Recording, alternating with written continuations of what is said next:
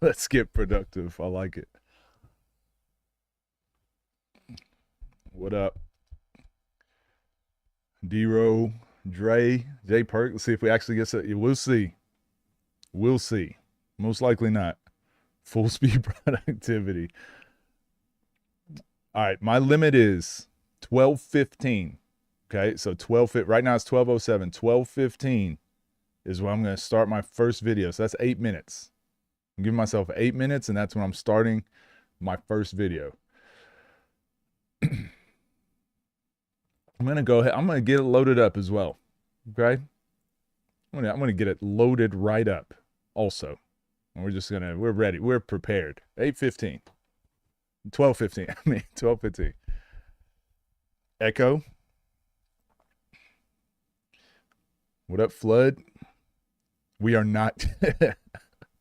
We in fact did not get stuff done that day. It's freezing outside. Yesterday it was so hot. It was so hot that even having the windows open, like my camera, again, cameras, because I have it on a charger at the same time, and then my lights are back there too. So this little area back here gets kind of hot. I need to find a better situation for it, but my camera overheats quite often. And when it overheats, it'll shut down. So having the windows open is usually good enough. But yesterday it was so hot that I think it actually made it worse.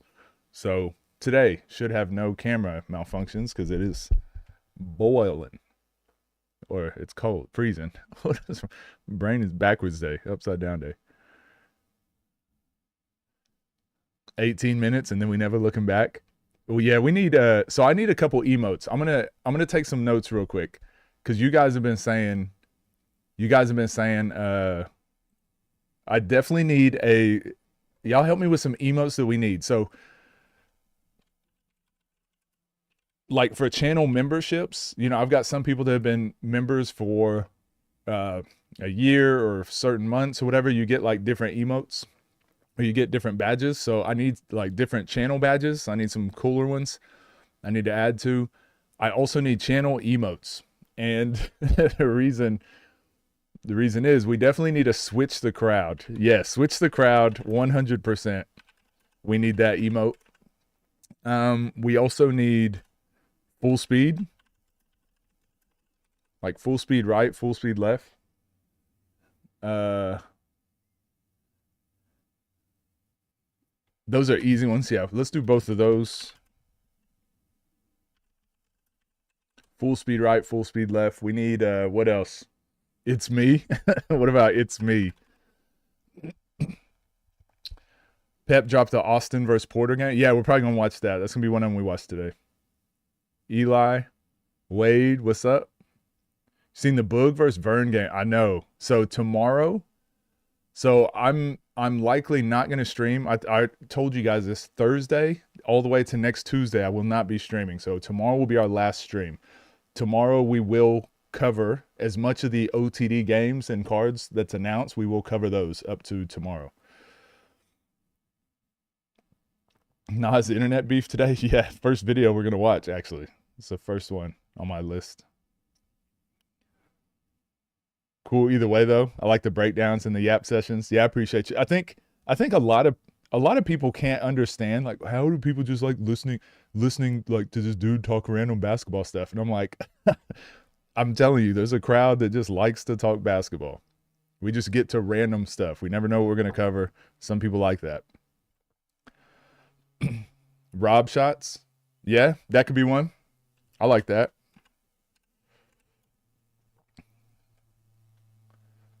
A CLA emote. Oh, speaking of, I might have a very exciting conversation coming up, guys. I might have a very exciting conversation coming up that you guys will enjoy. Spider-Man meme where they pointing at each other. It's you, you and Scotty. Carry emote. What up, T Smooth? Alvaros, how we doing? Actually,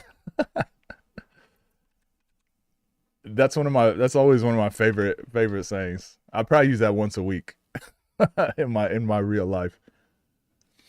You appeal to a specific niche of people, and those people only. Yeah, There's 38 people in the world that are looking for this specific content, and 37 of them are here right now.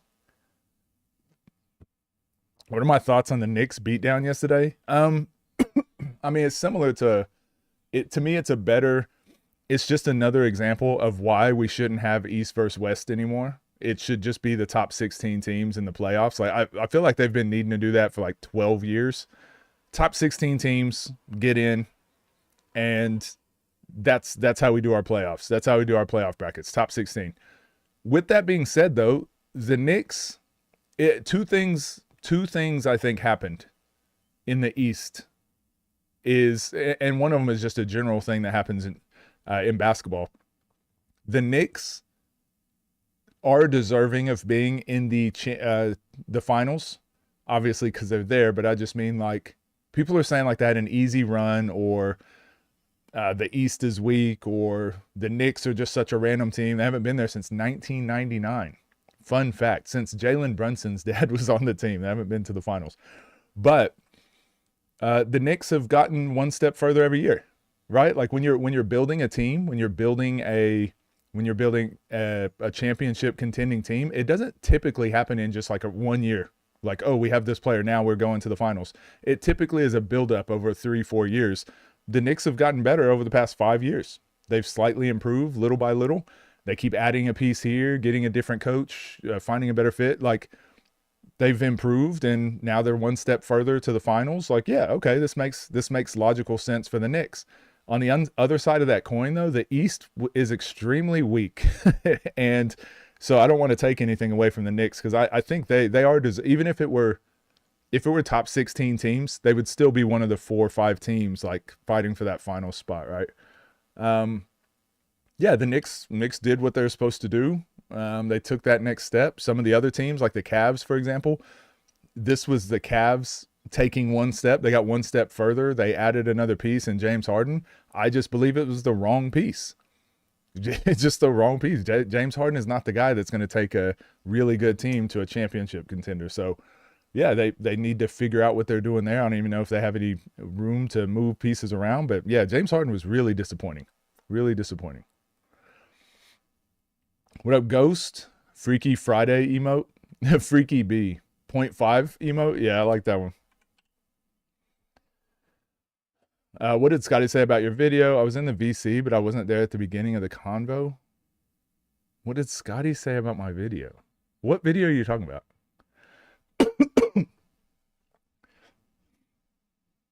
Knicks getting swept next series? Most likely. They might win a game or two if they get the Spurs, because the Spurs are a young team. The Spurs are a young team. They're gonna play nervous. They're gonna have some bad games. They're gonna, yeah. I don't think they have a chance at all against the Thunder. Am I excited for the game tonight? Absolutely, absolutely. Born and raised my whole life in New York. It's a beautiful time to be alive, mate. I agree.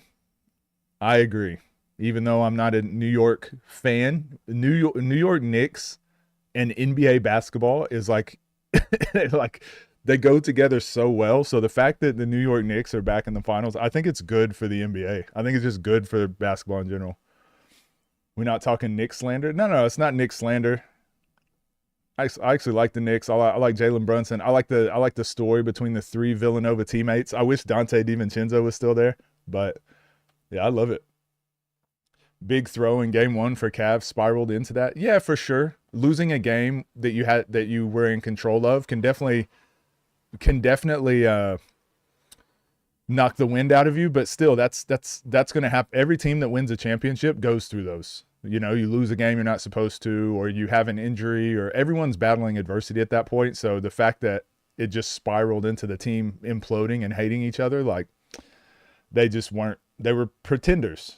I don't want to say frauds. Like, they still made the playoffs. They still made a playoff run. I just mean they just weren't a championship team. Knicks match up well against the Thunder or Spurs. I say either in 5 or 6. Yeah, I agree. New York was going to be in flames. Who do I have? OKC versus Spurs. Guys, I got the script. Ahead of time. The OKC is going to win tonight. Just look at the way that Just look at the way that the game will be called, and the Thunder will win this game. I got the script early.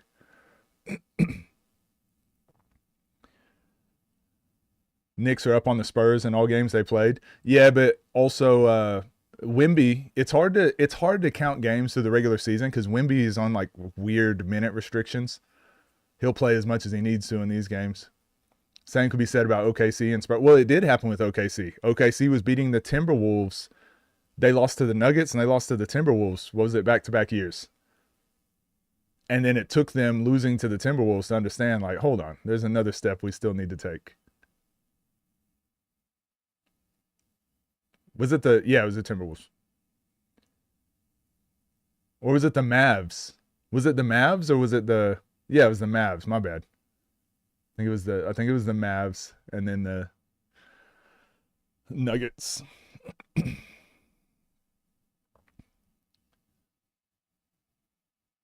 Let's not act like the Knicks are just Mickey.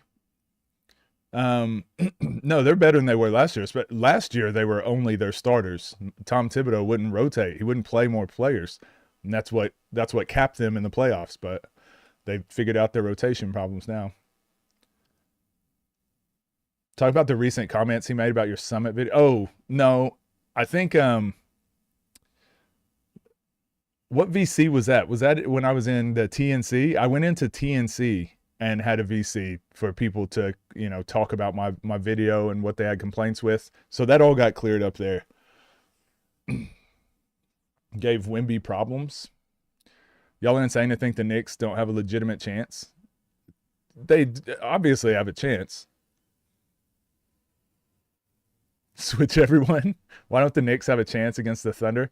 I mean, I probably just pissed off a lot of people by saying that. I just don't believe they have the experience. Like, I think it's exactly what I said about teams needing to build to that next step.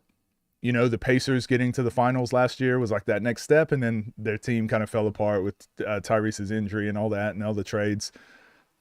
The Knicks have taken the next step by going from the Eastern Conference Finals now to the finals. Now the next step would be lose in the finals, come back, understand what it takes to win the finals, and win the next year. That's typically how it goes, but some teams skip that step. So do I think the Knicks are so good that they just skip a step? I don't feel that they're that good. This is not me saying I don't think the Knicks don't have a chance. I'm just saying, like, what it takes for teams to just transcend taking the next step. It's usually like something crazy, usually because you have like LeBron or Giannis, or you just have some crazy playmaker, something like Wade, a crazy Dwayne Wade run or something. It's hot as shit. Yeah, I think the Knicks match up better with the Spurs. How much of a coaching issue you think it was for the Cavs? It's hard to know without being in the locker room, but I do think a lot of it goes on to, and I feel the NBA is like this a lot. A lot of it does go on to your stars. Like James Harden is just, I could say it's Kenny Atkinson did a bad job of playing James Harden. But when you have James Harden, you don't have him to not play him. If you could have found a way to get James Harden to be your sixth man to come off the bench, maybe. But no front office is letting like James Harden play rotational minutes. So you could blame the coach for that, I guess. But we know that's not how the NBA works. Like sometimes the stars have more power than the coaches. Whoever wins tonight will win the series. Maybe. Each game between OKC and Spurs is a movie from Star Wars in order. Remember when I told you guys 12:15 I was starting a video, and here we are. Go 7 for revenue. Mavs in 24. That's what I meant. Oh, frauds. Knicks won their championship. Don't mind the sweep that's coming.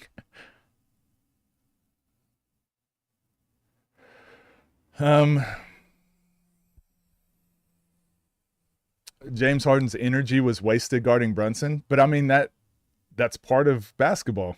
That's part of basketball. If you can't hold your own on defense, like this is why the James Harden style of basketball is just not conducive to winning championships or winning at the highest level. Like James Harden never guards the other team's best player. He never takes that mission on through the regular season. So why, like, all of a sudden in the playoffs he can just switch that Flip that switch.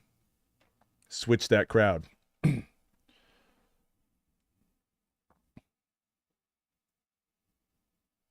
But even on offense, James Harden doesn't contribute a lot offensively without the ball in his hands. If you watch a lot of those games, whenever the Cavs get a rebound, everyone else is sprinting up the court as fast as they can. James Harden's always running back to the ball because he's so used to like ball, give me. And then he like walks up the court. But the Cavs, they were at their best when they're running ahead. They're kicking the ball, get ahead. Get out and run. The James Harden slows them down so much. And then when the ball's not in his hand, he stands at half court most of the time. If you need me, I'm here. But everyone else is like cutting, getting rebounds, like setting screens, flashing to the basket, posting up. Like there's a lot of activity. So one of the best things that the game has changed the last few years, ball movement and player movement are at an all-time high. So when you have players on your team that slow that down, like it makes your team worse. And he's a ball stopper. Seems like Donovan Mitchell somehow just performs better and better, but can never make it out. I just think the Donovan Mitchell James Harden pairing, I just don't think was good. Kobe said about Harden, it's not just championship basketball. Yeah, unfortunately. And I felt the same way about Steve Nash. Again, one of my favorite players, but I never thought he would win a championship. Eugene going to play a 1v1? I hope so. Best chance to win a ring. Unfortunately, he's going to end up the best to never win a big one category. Yeah, it's going to hurt his legacy, unfortunately. Probably. Probably. Yeah, but I think they were going to lose Darius Garland anyways, so they had to get something back. So again, I know there's a lot more that goes into those decisions, but it was just unfortunate because the Cavs were doing so well, making a lot of inroads, and then seems like they might have taken a couple steps backwards. Harden slander? I don't think it's slander. I don't think it's slander. I say this all the time. We're gonna load this video. We're gonna get this video ready. I don't think the NBA. Once I started looking at it like this, it opened my eyes up a lot. There's only about 4 or 5 teams every year that are trying to actively win a championship. Only 4 or 5 organizations that really care about like, hey, let's win a championship. And other than that, most of them are just like, how does this fit with the business? Can we sell jerseys? Like they're more, are we still entertaining? They're more worried about other stuff, you know? So I look at that through a player's lens too. Not every NBA player is like, I have to win a championship. Some of them are like, I want to go down as one of the all-time best scorers of all time. I mean, I think that's a hell of a career, right? James Harden is still going to have a hell of a career, Hall of Fame career easily. I don't think he needs a ring to accomplish what he wants to. I just don't think it's for everyone. Now, if James Harden wanted to win a championship, he would have to sacrifice some more time of possession. He would have to have the ball in his hands less. He would have to play more defense. He would have to work harder on the other end. He would have to do other stuff. And maybe he doesn't want to do that other stuff. Maybe he just wants to be all-time leading scorer. I don't know if you can have one without the other. I'm going to have to switch the crowd. Chat making men's NBA blowout Harden legacy when we just witnessed Portland fire disaster masterclass. I'm just going to say this, Baby Durant. I'm just going to say this. The New York Liberty are getting rid of Sandy Brondello, the originator of actual CLA, by the way. That's another thing. We get Alex Rama getting all the shine. Here we go. We're going back to Alex Rama getting all the shine for innovating basketball. Meanwhile, we got legend Sandy Brondello already in the league, straight from Australia, coaching the national team. Been doing this stuff for years. What team do I think Harden can win a ring on? OKC. OKC. It's probably going to be a DMP, but OKC. Slander. Oh, my gosh. What up, Dorn? How we doing?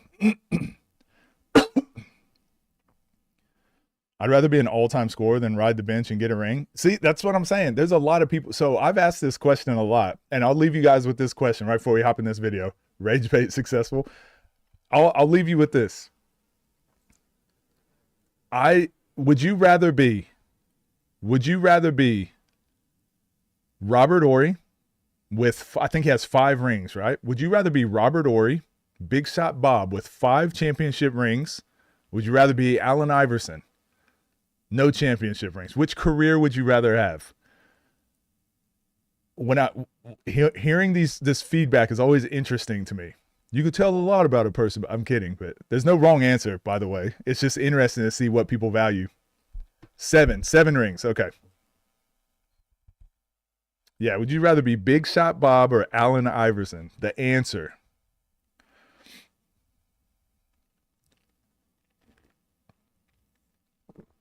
It's crazy. Yeah. You look at the comments. It's like split right down the middle, 50-50. If I'm not the one, then I don't want it.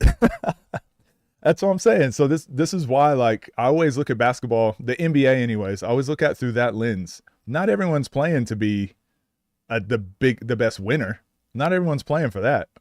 The NBA is a different thing. Like your individual success can be just as important as your team success. Give me I want Iguodala. AI more of a winner in life? Well, I don't know. I feel like Robert Ory has done very well for himself, and I feel like Allen. I'm not gonna. I'll leave it. I'm leaving that there. Maybe that's a topic for another video. Now we know your character. Yeah, get out. All right, I'm banning everyone that he's known for hitting the shot. What about me? This is why I think it's such a good question, because I would be okay with either career. I think if the way my brain works, I think I'd rather be Robert Ory. I think I'd rather have Robert Ory's career, because I do think at an elite level, winning should be the only thing that matters. That should be the most important factor when we're judging people's legacies. How did you affect winning? How did you impact winning? The problem is that is not what we value in, I don't even want to say America, but currently in sports, that's not the main thing we value. When that value becomes entertainment, individual greatness, when it becomes a different thing, now winning isn't as important. So being someone like a Shea is kind of like the best of both worlds, right? You've done both. Being like a Kobe, being like people that can be the best and win. Obviously, that's the ideal situation, but this is where James Harden probably looks at it like, I don't know if I have what it takes to win a championship, but I know I can be the best scorer. So I think it's based on the individual, obviously, but me personally, give me those rings. Give me those rings. And I can just be like, I'm a winner. Everywhere I go, I win. That's what I do. That's what I'm known for.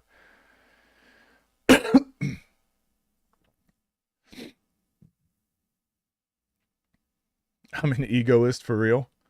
What did you react to so far? Nothing. Nothing. I haven't got anything done. Story of my life.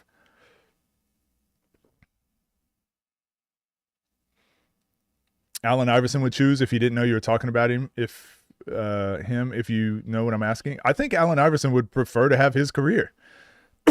I think Allen Iverson could have done things differently to possibly win more championships, but I don't think he would have been Allen Iverson. Wouldn't have been MVP level Allen Iverson. I think that's what made him so great, is he did it his way, paved like a new way for basketball players and entertainers and culture, like just culture shifters. And that's not saying he's not a winner. He just never won an NBA championship, right? But he had opportunities. Obviously, he was on the Pistons. He was on the Nuggets. He could have probably taken on different roles. He could have helped in other ways, but stars didn't align. It's not. I'm not saying. Look, trust me. It's not easy to just go win a ring. It's not like people can just push a button and go win a ring. So definitely not a knock on those guys that didn't. Blake Griffin or Danny Green? Blake Griffin. I'm going with Blake Griffin.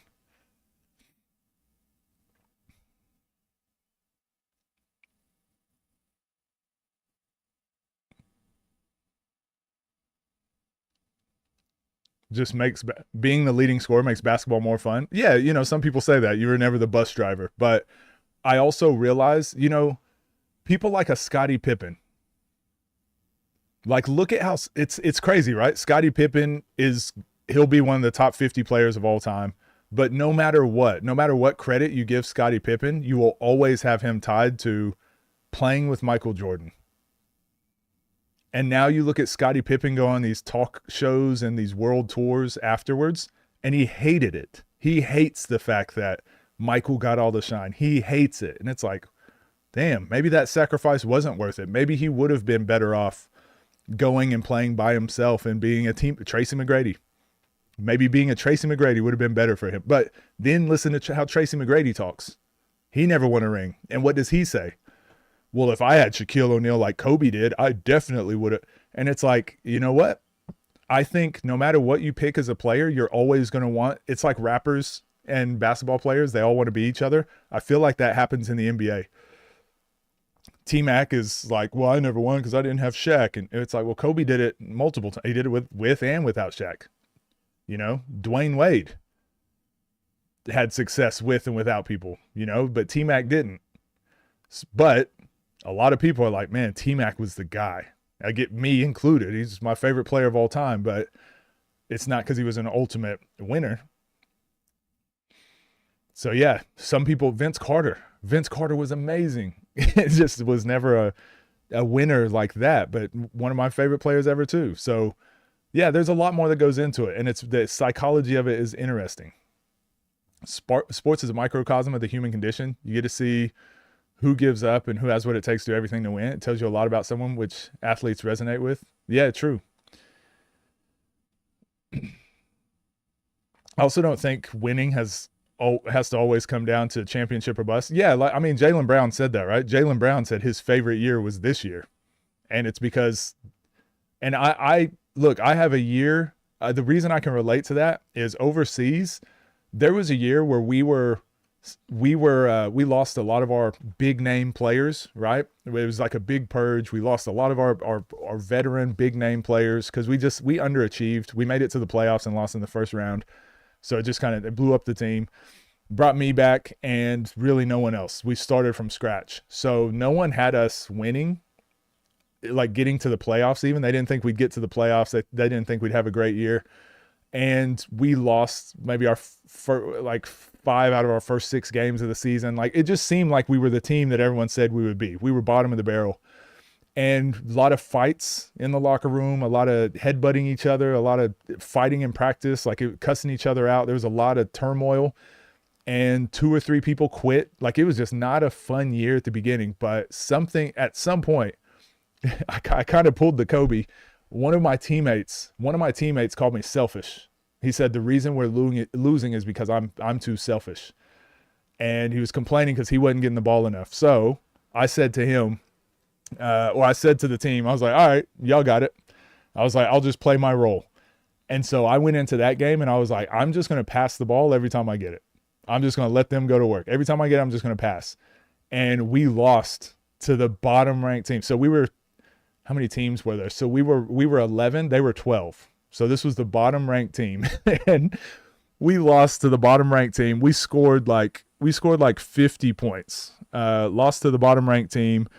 And then that player that was doing all the complaining, and I kept giving him the ball, and I let him ISO. That's what he wants to do. Let him go. He had like 8 points or 9 points or something. We lost to the worst team. He had a terrible game. And then he quit. So he quit and one of his friends quit. So we've had 5 players quit at this point. And through that, it was really weird. Everyone was so mad that we lost, but I think the point also got across to people like, I'm not selfish. I'm trying to win. I'm not kicking the ball out, or I'm not shooting layups on 2 people because I'm being selfish. I'm doing it because when I kick it out, you don't practice enough. You miss. So why would I kick it out if you're just going to drop the ball when I throw it, or you're going to shoot it and be like, oh, my hands were wet, that's why I missed. No, you don't. Okay, I'm just going to shoot it then. Why would I pass if, like, you guys don't train? You don't work hard. Why would I pass to you? Something clicked when we lost that game. And that next day in practice, everyone was just like working really hard. We were like cussing each other out, but we were competing. Everyone was competing. And we went we changed our mentality to be like, you know what, we're just trying to score 100 points. We're going to try to score 100 points a game, like first team to 100 wins. And we ended up making it to the finals that year. So we went on a crazy run. We obviously had to play the number 2 team in the playoffs. We had to play the number 2 team, and we beat them by a buzzer beater. I hit a stupid 3 and we beat them. And then we beat the next team after that, and then we made it to the championship game. So we won the first game. It's a best of 3. We won the first game, lost the second one, and then we lost the third game by free throws. So once we realized like we were the worst team in the league, no one had us like doing anything. We went through all these up and downs, but then we came together with no other stars. It was like me and like one other guy that was okay, but everyone else was like not good. The fact that we got to the championship game with that team, we went in as soon as we lost in the championship, we took like 2 days off, and then we were back in the gym working all the way up till that next year, because we're like, well, we have no choice but to win the championship next year. So the next year we won the championship. We were demolishing every team. We picked up like 1 or 2 star players because now we're good, right? So it was easy. We were winning every game by like 20 or something. But my favorite year was the year before, because it was like I knew what it took to get to that level. Building the championship team was more fun than being on the championship team. Anyway, sorry, long story. You guys said you wanted some more of my basketball stories, so there's one. There's one basketball nugget.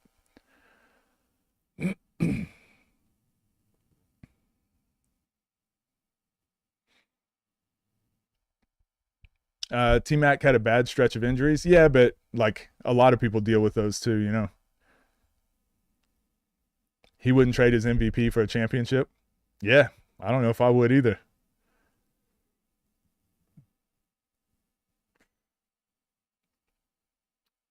Underdog story is the best storyline. Facts. Carmelo gets a bad rap for not being a winner. Yeah, but it's also because we see what LeBron did with not great teams and not realize like, yeah, that's just LeBron. That's not a normal thing. You're not supposed to be able to do that. I should do a stream dedicated to my. I would, but I've got way too many stories. So as I said, I believe it was Alvaros that's been asking. Um, I'm gonna try to do more of those like as I can. So I did say Friday. I forgot I'm gonna be gone. But on Fridays, I'm gonna try to do that. I'll have a personal story time with Coach Midrange. I'll try to do a story time with Coach Midrange every Friday. And since there's was it 52 Fridays in a year, I've easily got more than 52 stories. So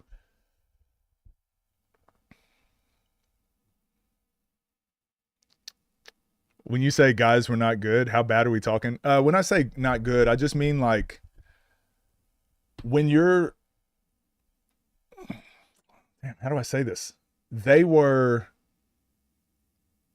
we took players.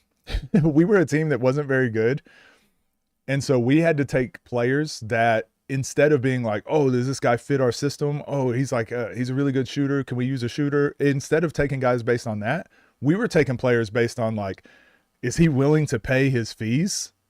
Like, is he going to steal? Is he going to bring his uniform back? You know, like little things like that. Like when it comes time to when we all got to chip in for dinner, is he going to pay his part for dinner? Like that, just that sort of stuff. That's how bad our team was. But we had like 3 or 4. We had like 3 or 4 guys that had like played before. Was there a tryout?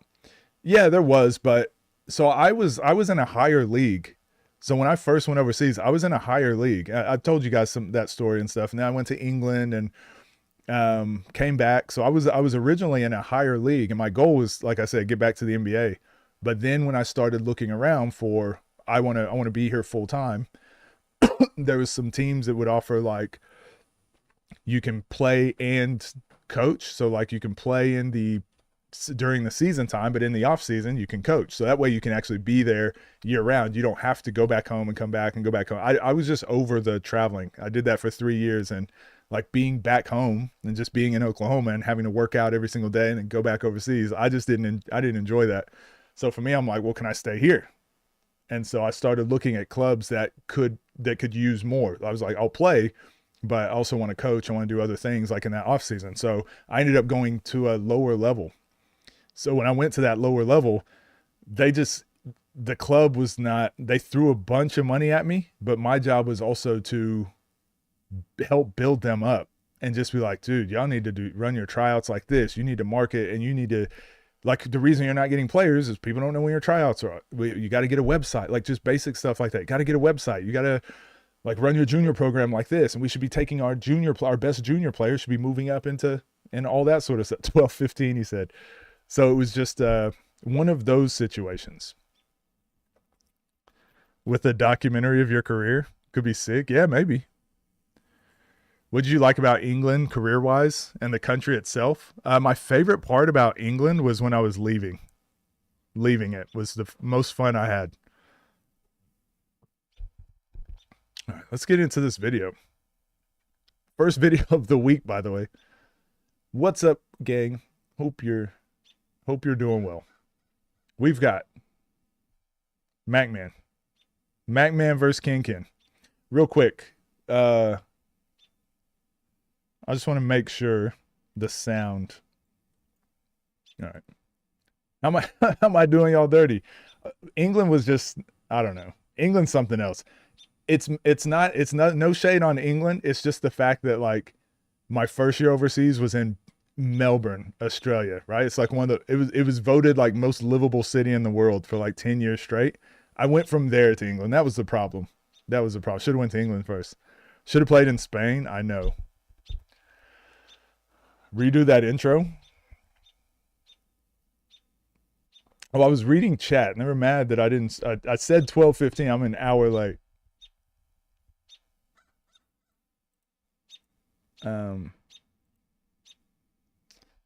Terrible basketball environment. Yeah, it was the basketball wasn't great. I didn't like the food. The weather, the weather was terrible. TV shows. I didn't like the TV show. I didn't like a lot about England. I'll be honest. But real quick before we get into our videos anyways, I did want to tell you guys what we're doing. So I want to watch this MacMan video. I've been saying for a couple days we're going to do this. Is Greg's in England or was that somewhere else? I'm going to have to ask him. We've got the couple Ball is Life videos. MacMan, Bruce versus P. That'll be a good one to watch. And Pep dropped Porter and Austin. Which one do you guys which one would you guys want to watch first? Did I see the video about B. Ellis Achilles? I did not. Is that obviously I heard about it. Did he make a full video on it? Ball is Life. You want to watch Ball is Life? Some battles become personal. All right. This one? MacMan. Peter Danielov video ASAP. Oh, I've got that. Yeah, that'll be the last video we watch today. 3v3, Returned Pro. All right. We said MacMan. All right, this one's shorter. Let's watch MacMan first. And then where's the Hell's Kitchen? Let's watch MacMan first, and then we'll get into the Ball is Life stuff. What's up, gang? Hope you're doing well. Take number 2, watching MacMan. Did I stop reacting to Dorian Group 82? I just haven't seen any videos you guys haven't asked me to watch one. MacMan versus Ken. Pick the wrong day to have a bad day. Let's get into it. Is that spoiler alert? Go follow our young homie MacMan TV. Go like, go subscribe, go support the young generation. He ran his own event. Pretty dope.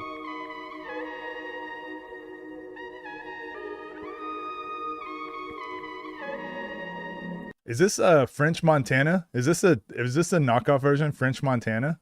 Copyright free version of French Montana?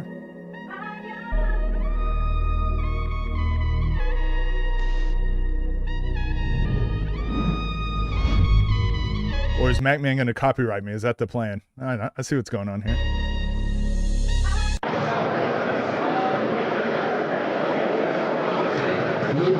England, Montana.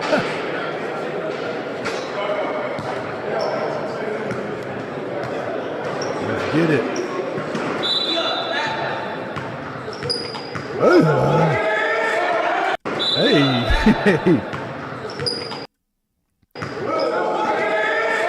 Nice shot in basketball.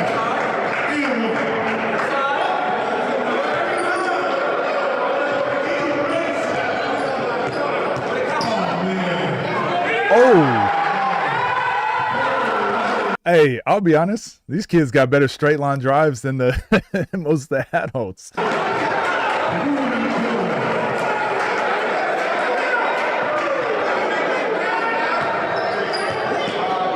Hey. And the step through. I wonder what they're going to. Is that mini Zay? Yes, this is. I'm gonna tell my grandkids this was Zay versus Cam.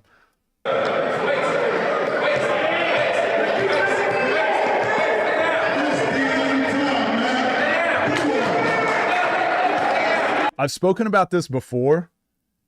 I do think the camera is better from up here. I think this is the better camera angle.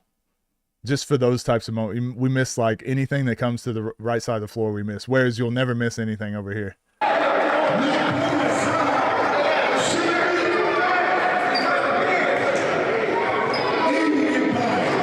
Oh! Hey, I think he learned that from Nitty. That's cold. Oh, they're getting good shots. They're just missing. Oh, it says to 21. Oh my gosh. It's in the finest of fine prints. Oh, nice move. And then with the up in the left hand to avoid the block here. That was pretty nice. Bro, these kids are gonna be cold when they get older. Yeah, I wish I had this when I was young. This is so cool.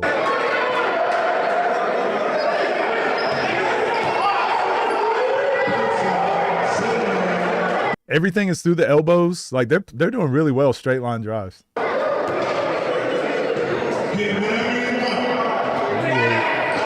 Side step.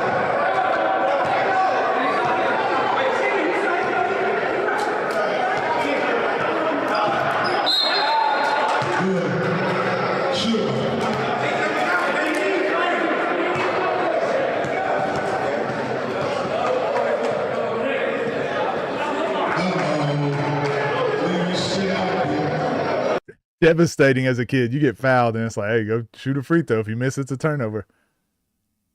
I think hard to tell here. Mac is getting good shots, getting like open shots, but he was doing really well getting to the basket. He just missed 2 layups, so maybe that's discouraged him, but I think just keep going to the basket. Oh! The kids should not be moving like this. The little hip swivel, shot fake, reverse pivot step through, by the way. Man, these kids should not have all these skills.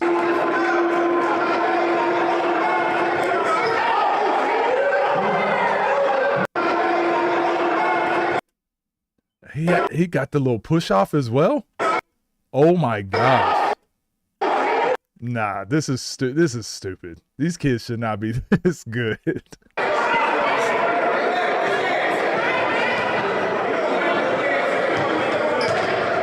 Ooh, he read that. He read that well.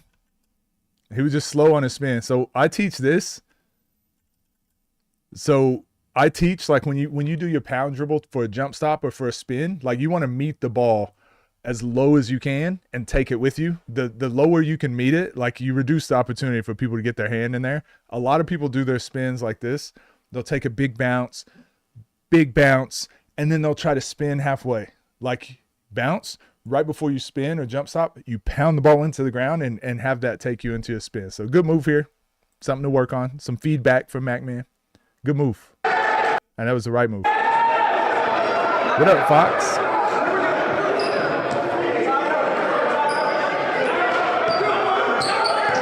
Oh! Exciting falling. How old are they? Psh, I don't know. I'd say, what is this? Gotta be 13, 12?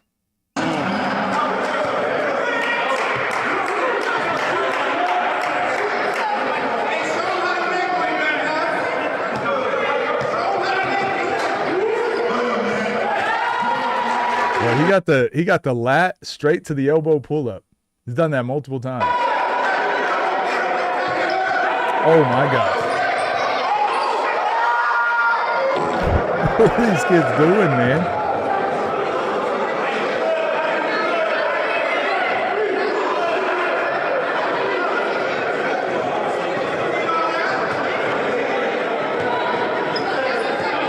Oh, this is good. He tried to just like dribble out. This is like the Nesco. Got to cover more space, Mac. But Kin, great job like attacking, like rather than waiting. I mean, this is stuff we see in when the adults are playing. And this is what I say on defense. You can't just wait and react to what they're doing. Like you got to push the tone and the tempo. Like he obviously had a move he was going to go to, and he forced him to go.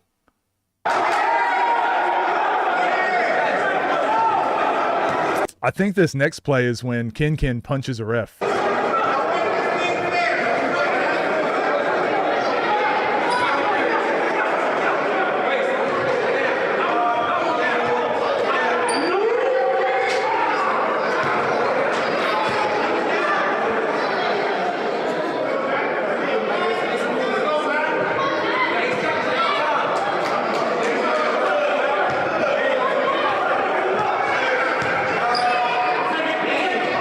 Lift you open here. Like I think work out a triple threat a little bit more, MacMan. Every move so far has been like you've started with a dribble. Like work out a triple threat a little bit more. Like show your shot fake, show your jab. You can see how he's playing.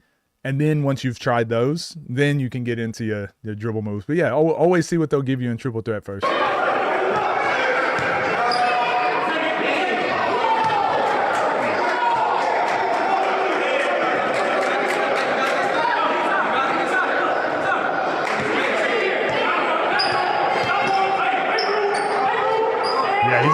He is Zay. He gets to the layup, plays off two. Yeah, this might be actually this is Zay, guys. We just went back in time. And found this old footage. This was recorded on a Tamagotchi.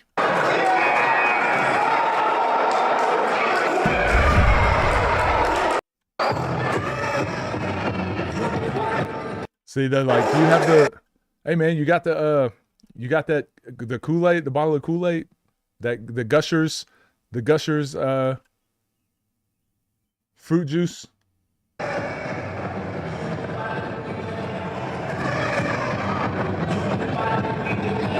Goten and Trunks. You gotta be strong back by the wall. Not walking up, taking a bump. Wall up. So I asked him to be driving. Good advice there. Instead of jumping and trying to block him, just stay down, wall up. Force him to make it over the top. That's something I had to learn when I was young too. If they're making the shots over the top, they're just good shot. Man, oh, is this unlimited dribbles?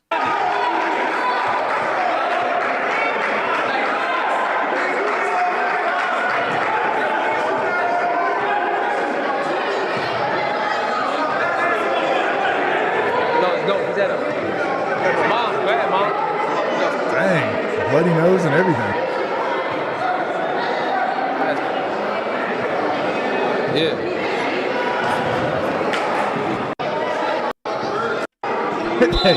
Hey, how many adults on the scene would have quit? Oh, bloody, can't play, guys. Sorry, I gotta quit. Ooh, side step. That's a tough shot for the young dude. I'm telling you, we were not doing this stuff at their age. We were not. I didn't know what a sidestep was. We were not doing that at this age. The handshake.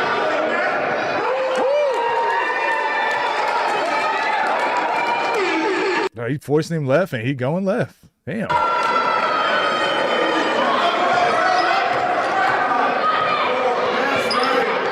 Oh, it's timed. You can hear someone counting down in the background.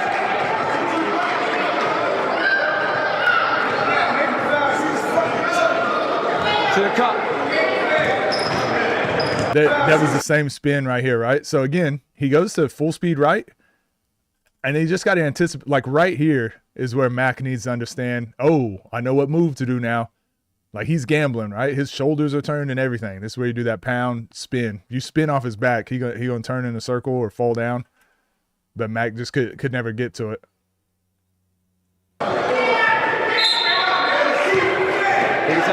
So that was the second time that he's been in that situation. So just train for that now.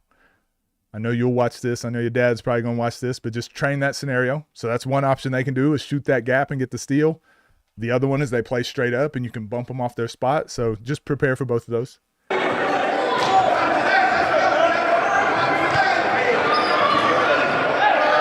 Oh my God.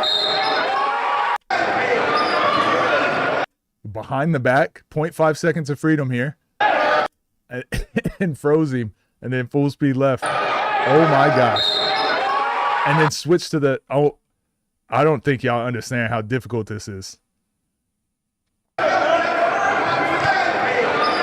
Full speed right to the elbow.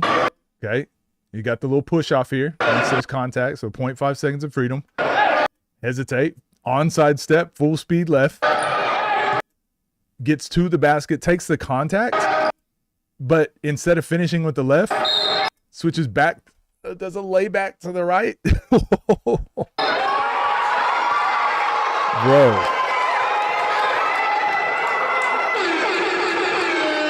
Man, I gotta invest in these stocks early. MacMan and Ken. Where can I invest in MacMan and Ken stocks? Listen, listen. Now this is what we do, right? It's 12-0. You can't chase 12-0 now. You understand? Relax. Every time you do something or you miss, you looking at everybody that came in the city. You ain't played your game. You got to lock in, and you're out there by yourself. Lock in. Nobody else is there. Listen to just your corner. Don't even look at everyone else. Stay focused on what you're doing. This is good advice. You played your game yet because you worry about all the crowd. You know what I'm saying? You're not better than you. But actually play your game. They're doing the coaching thing where it's like, hold on, I got something too. I do think that as the space gets more professional, coaches, because this was a job I had for 13 years too, coaching coaches. Guys, you got to establish who's the coach, who's the head coach, who's the assistant coach. And I think we need to bring that over into the one-on-one space as well. One voice. Just give one voice, that's it. The assistant coach talks through the head coach, or if the head coach is like, yep, all right, done. Anyone have anything to add? Then you're like, yep, also this, but one voice, a couple things to focus on, that's it. Because you worry about all the crowd. You know what I'm saying? As a player, this is so tough when you get like 4 or 5 people, multiple people talking. But actually play your game, bro. You got to take away a bucket at a time and then a stop at a time. And even if you're one coach, advice I give, just try to give 3 points. Just 3 points of emphasis in a timeout. That's all you have time for. But a lot of coaches are like, man, that last play, remember when you didn't dive on the ball? And then we got to get rebounds. Then we got to hit our open shots. Then we got to. It's like, hold on. 3 points is about all you're going to get. So just focus on those. Okay, guys, let's run this play. So that can be 1 point. Maybe you save that for the end, but you can be like, our rebounding needs to get better. So make sure we're boxing out. Stop shooting quick threes. Let's get a couple passes before we shoot it. And now here's the play we're going to run here. So it's like, just keep it simple. You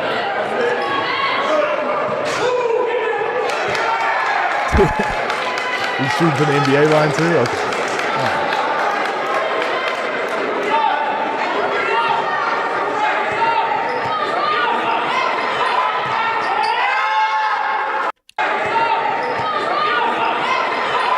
Yeah, stay down, especially at this age. Stay down on hesitations.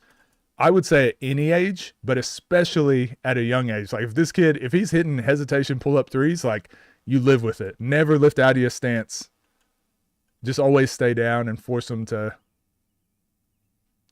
shoot over the top first. I know he just hit a three, so it makes you feel like you got to no more threes, but it's like, chances are at this age, they're not going to keep hitting a bunch of threes. So.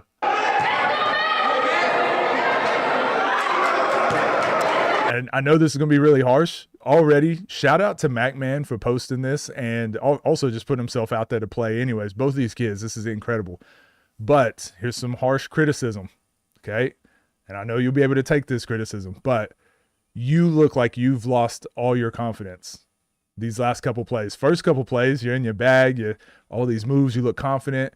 But even that first layup you miss and your hands go on your head and you're like, no. It's one of those things where, and I know this is your event, so you want everything to go perfect and you need it to go well, but you can almost see your soul leave your body when you miss the layup. And always try to remember, basketball is just a game. It's just a game. You're going to win or lose. That's all that can happen. When you shoot the ball, I always say this, only two things can happen. You make it or you miss it. But you know how good you are. You know the time that you've put in. If that's a shot you normally make, all right, well, I'll make the next one. And that's what it is. Now, I'm teaching you this lesson and you're like 12, okay? There's a lot of adults that still don't do that, okay? So you are not behind. You're actually way ahead of the curve. So just don't get down on yourself. Just think like, know what you're capable of. And if you miss, you miss. Who cares? Shoot the next one. We'll make the next 5,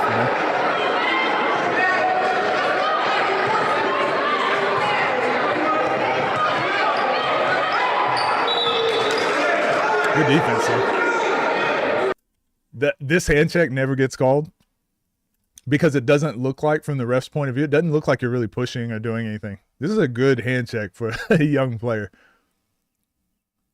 because he's just kind of jamming, just like absorbing the contact. He's not like physically like pushing or any of that. Downhill action. Yeah, I think you're just second guessing yourself. The point of starting up top and going downhill is so you can pick up some speed. You pick up some speed, you got a couple options. You can shoot it or you can go, you're loaded up. Look, you're about to land in this springy stance to where you can go full speed. Like there's no way that you facing this direction, getting ready to land with all this explosive energy, no way that he should be able to beat you to the basket, right? He's got to turn around and then get into his sprint. So you could land and go full speed right, land and go full speed left. You could land and fake right and go full speed left. But whatever you do, it needs to be pace here. It needs to be tempo. You wasted all of that by hesitating. It's like you're thinking and like he never had to move. He just kind of waited. What's he going to do? What's he going to do? And you never went anywhere. So when you get downhill, just decide, yep, I'm just going to blow by to the right and he's going to have to guard this. Or I'm going to blow by to the left and he has to guard this. Then once you've put that into his brain, now you can get into your other stuff.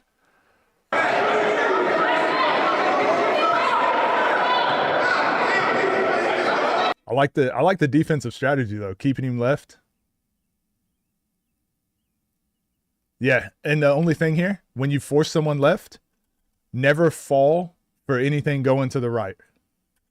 Like you got stuck here. Tried to jam him at the same time, but you're already giving him an angle to the left. You also can't fall asleep going to the left. You know what I mean? You're already giving him that angle, so you always have to be loaded up, ready to go, ready to recover.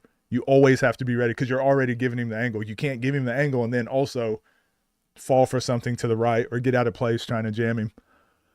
But hell of a finish. He likes that switching to the inside hand.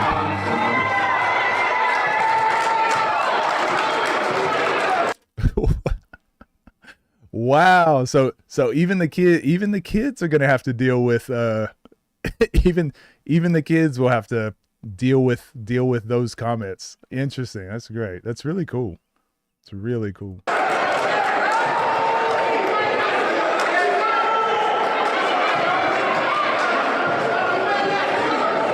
Brando won't be with us anymore.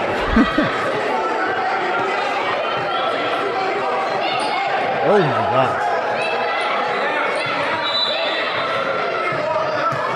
Be physical.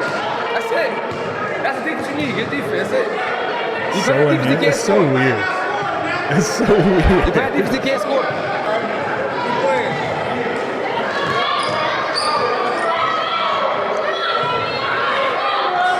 But also not understanding like the toughest part of 1v1. Maybe I'll leave this for the end of the video. So Mac Man, hang around. I'll leave this for the end of the video. We'll get into it.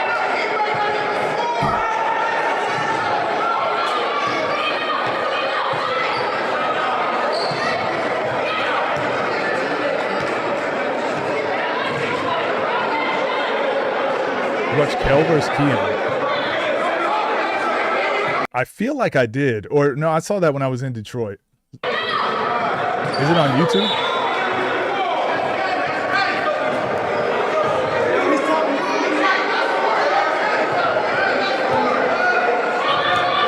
That's good defense.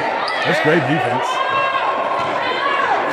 And also recognize now he likes to switch to that inside to the right. So instead of when you get beat, always try to recover back to that. Make him finish outside with his left hand. These are little things that are hard to pick up in the moment though, but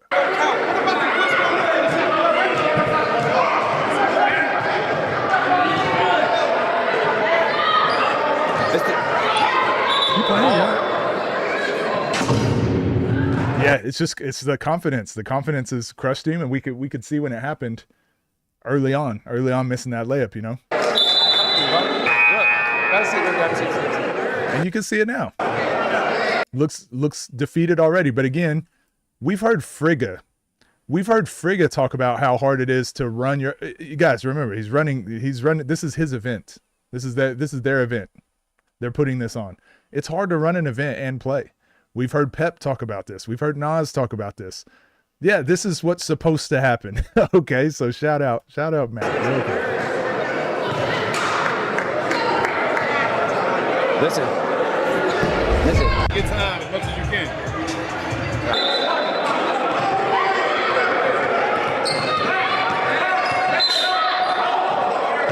This kid's smooth, man. He's smooth. He's a 40-year-old in a 12-year-old body.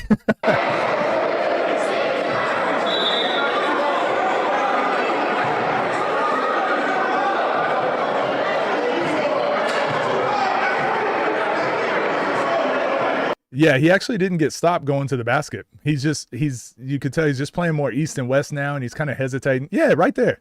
Even this, hey, I get these comments all the time.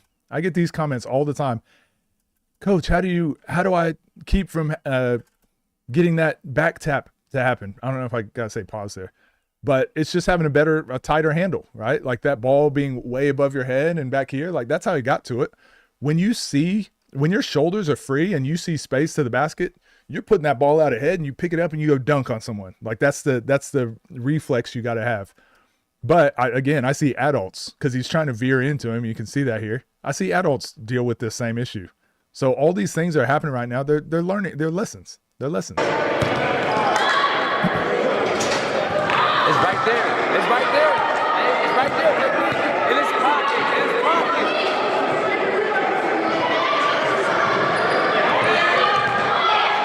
Stay down. If he makes those, that's a tough shot. Let's stay down. But it's giving up those easy ones that hurt. If he had 21 just by all those shots, it's tough. Oh my gosh, the scar. Hit him with the scar. This kid's cold, man. Got away with one, Mac. Got away with one there.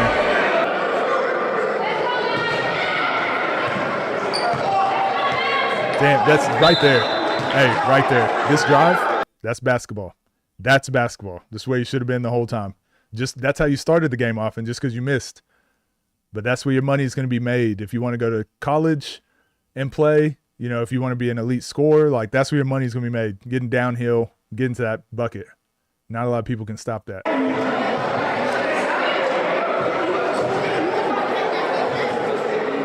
Yeah, even this stuff, like you can tell you're frustrated, and that's okay. That's okay. This is also a very tough dynamic, having your dad be your coach. All of this stuff you're dealing with right here is like extreme tough stuff. But the fact that you put this online and the fact that you can learn from these mistakes, I see a lot of adults. We talked about this the other day. How many guys lose in their YouTube games and then they don't post them? How many times do you guys think that's happened?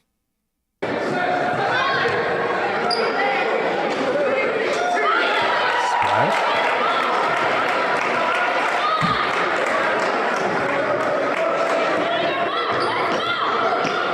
Oh, that's all right. Yeah, you hesitating again. He doesn't want to run in straight lines. He's waiting on left to right stuff. See, he's like waiting on left to right stuff.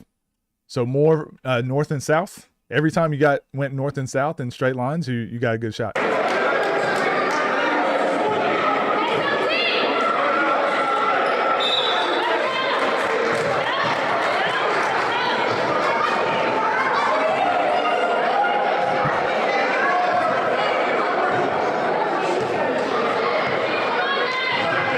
Yeah, hesitated again. So you've done this a lot where you hesitate, you're about to explode, and you cross. But like look at his feet. He is not ready to run. He's not ready to run. This is why I've got the hat on. Full speed right, full speed left. Just go. If you go full speed left, now he's gonna have to, next time you do this, hopefully he's gonna load up and be like, oh, he's doing the thing where he's gonna run fast again. And then he gets ready to run. Now you can switch it up. Okay, but you gotta go first. You gotta get him understanding that you're gonna go. This guy's got to get ready to run with you. Now that you got him ready to run, now you can cross. That's how you cross people. Good job. You're all right. You're all right. You're back in there.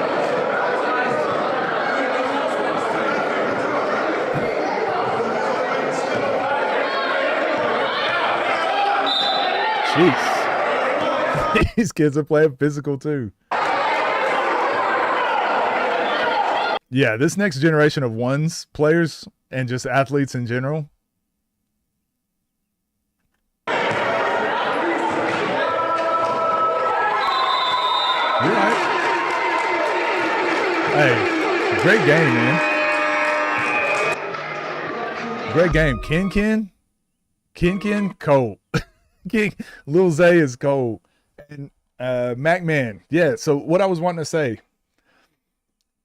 you put just the fact that you put on an event, the fact that you went out there, first of all, 1v1. So mad respect to Ken, mad respect to Mac Man. Like going out on the court and playing a 1v1 is not easy because there's no one to blame.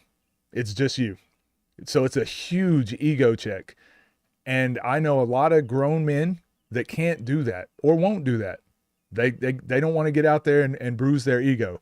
The fact that you guys are doing this at such a young age, you're already a step ahead.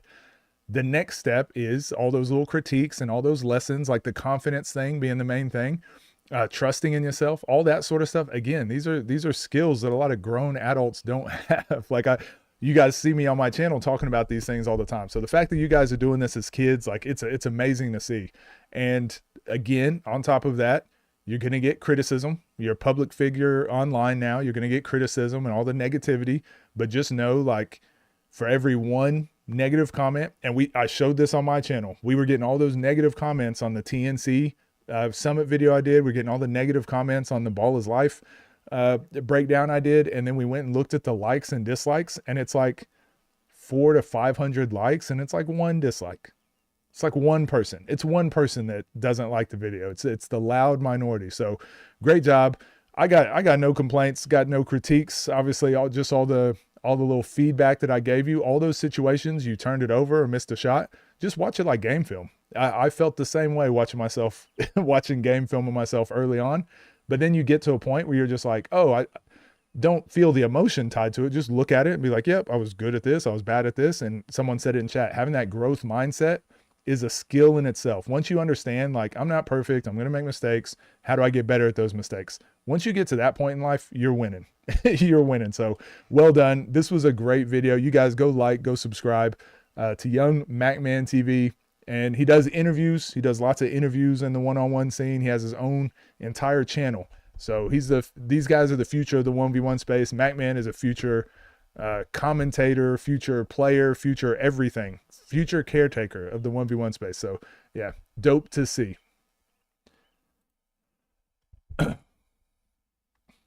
Have I ever reacted to Scoob versus Zay? I don't think I have. Commentate the first mid-range league 1v1? Absolutely. Yeah, when I do my first 1v1 tournament or whatever, MacMan there for sure. You versus Tricky. Do you notice the evolution of the next gen coaching? Like the kids you coach, they seem better than the kids you were playing at their age. Yeah. Yeah. Well, all right. So there's two ways to look at it.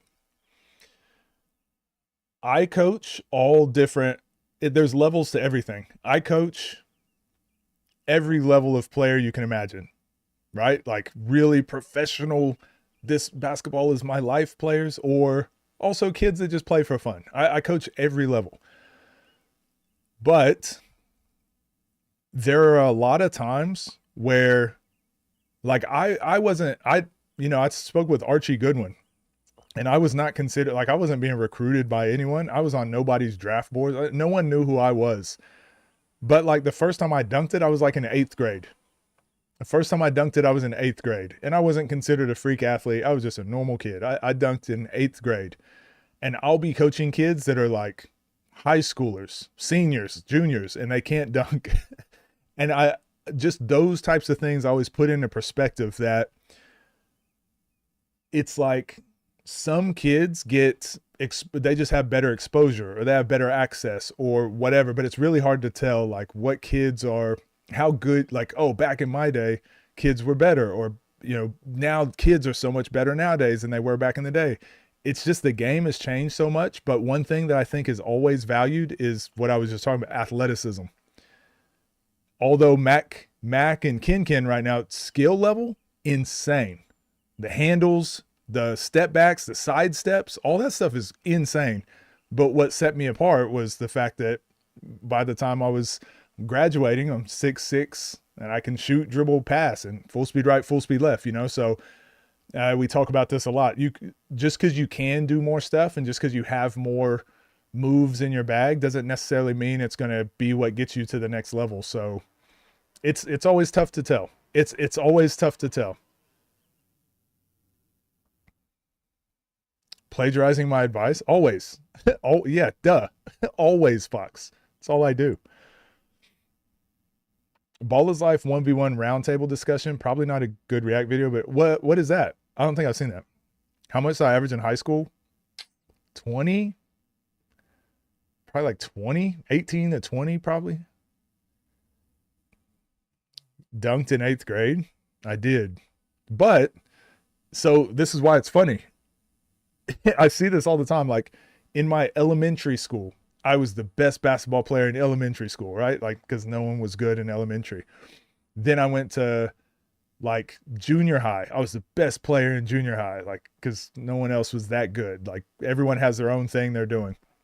But then we would play other junior high teams. And we were playing, or middle school. I guess this is middle school. So in middle school, you know, best player out of my friend group and everyone that's in my area. But we would play other middle school teams, and we'd be playing teams like 6th graders that are dunking the ball. 6th grade, 7th grade, they're all dunking, and I'm down on the other end trying to touch the net. I'm like, man, these guys, we're playing against some freak athletes.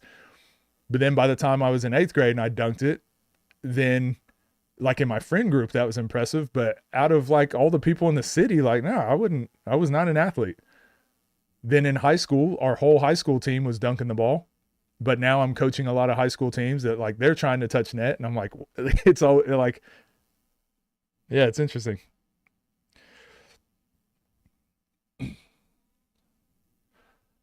Dunking in 8th grade, not normal? I feel like that is.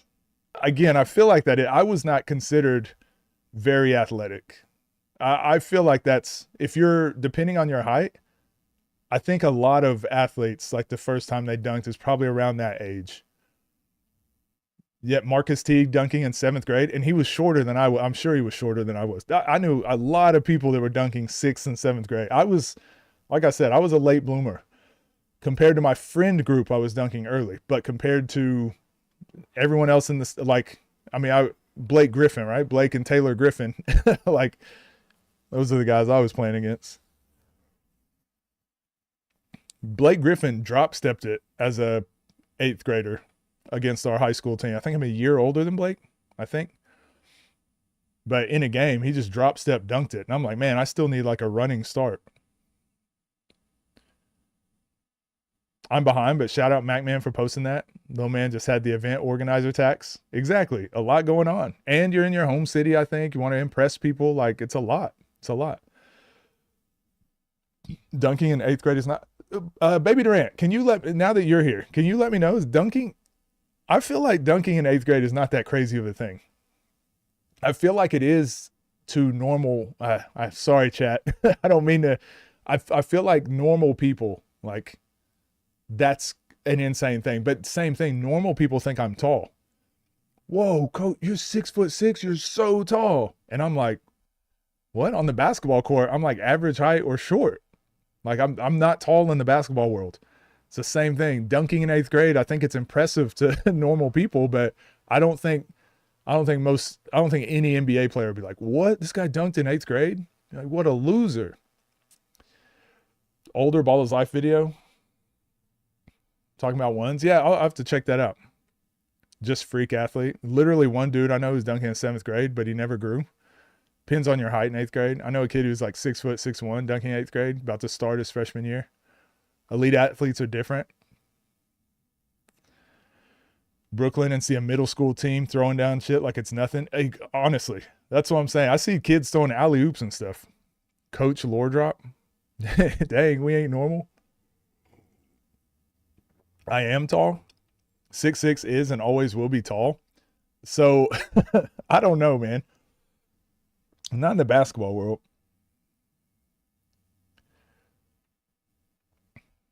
In the one-on-one scene, you'd be tall. True. But one-on-one hasn't turned like pro basketball yet. My center was 6 foot. Most of them are. Most of them are. All right, let's I'm excited to get to this. I want to look and see the order of these though. Make sure we're watching these in order. The Ball is Life videos. Ooh. Oh yeah, we are. So we'll watch this one first and then, all right, cool. Yeah, we got 2 Ball is Life videos to get to. How tall was Blake in 8th grade? He was like 6'2", he was probably about 6'4". He was probably about 6. Dang, actually, he might have been taller. He might have been about 6'4". You were 5'11" in high school and they made you a center. It's crazy. I've told you guys this story a lot, but I was a point guard. The high school coach was like, you're going to be a point guard in the future. So as a freshman, he made me a point guard. And then he left. And then that next coach that came in, who was the assistant coach the year before, he's like, you're never playing point guard for me. He put me in the post. I was like, oh. You're 6'2" and much taller than 90% of the people you meet. Basketball ain't normal life. Well, I guess because I've been around basketball my whole life, I'm just more around basketball players. And so I feel tall to normal people. Or I'll go to a club or something. They're like, whoa, you're so tall. But I'm like, every time I'm around basketball players, I feel short. Dunking crazy to me because I'm from LA and we're at football state. I can count dunkers I know in one hand. Really? First little baby rim grazer the summer of your 8th grade year, going on to your freshman year in high school. Yeah, I actually got a scar. Yeah, I have a scar on this hand this is just from trying to dunk. I don't know if you can. You can't really see it. I'll figure out, so I'll take a picture or something. But yeah, I have a scar on and that was from that same year. The first time I dunked it, I was just trying to grab the rim with my right hand, with my left hand, and I got it cut. It got cut on the rim. What height should someone be able to dunk, at least off the alley? I'd say 5'9". I mean, it's different. Everyone's different. I don't know if there is a height you should be able to dunk. If you lift weights though, and train like your explosiveness, like you probably can dunk. Most people just don't train it. And I've also taught a lot of people how to dunk. that they jump high enough, but they don't think they are. They don't have the technique. So if you can jump really high, you don't have to have good technique to dunk. But I've taught a lot of people to dunk it that like just can't because they don't have good technique. And then once I teach them, they're like, oh, I can actually dunk now. So yeah, I wouldn't say it's as simple as your height. Any NBA guys you played in high school? Like I said, Taylor Griffin, Blake Griffin, Obi Manello, Epe Udo, Kalina Azubuike. That's a throwback. Who else did we have? We had quite a few. Just blanking.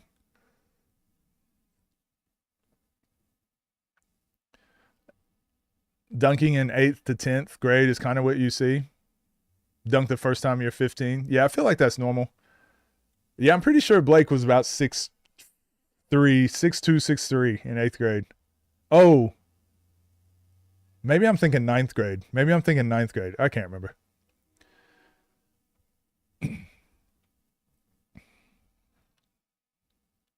Got to touch 10'6" to dunk? Not necessarily. You just, if you can get these fingers over the rim, you can dunk. Again, I've taught a lot of people that you just got to squeeze the ball over the top.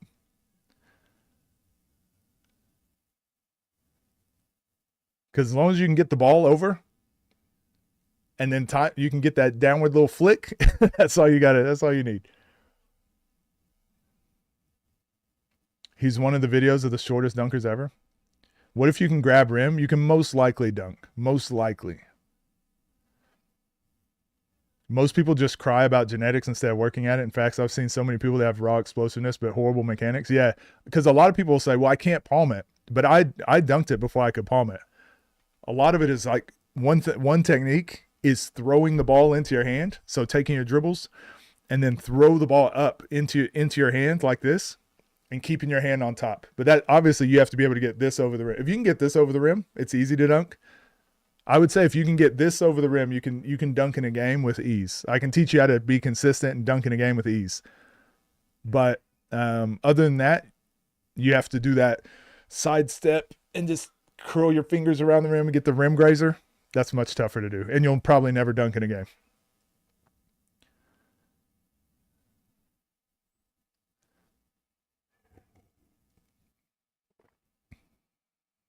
Five to in middle school and was touching rim, dunking at 6 foot. Damn, I'm lucky he don't know how to move his body because he jumps way higher than me. Most times I miss dunks because I be back rim trying to punch it. Well, yes, if you're trying to like cock the ball back, like yeah, you gotta have some hops. You gotta be above the rim.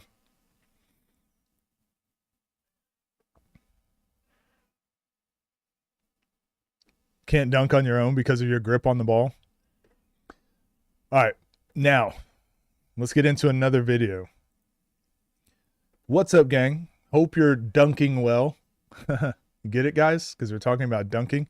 Lamar Peters and Uncle Scoob meeting their most insane and craziest game yet. DMV versus NOLA. This was about 4 days ago on Ball is Life. Go like, go subscribe. Let's get into it. And for Lamar, this one always has been.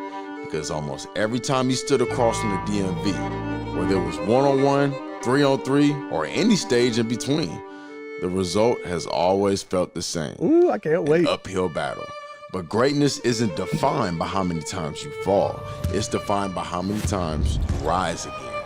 And today, Lamar returns with a different belief, a new squad, a new opportunity.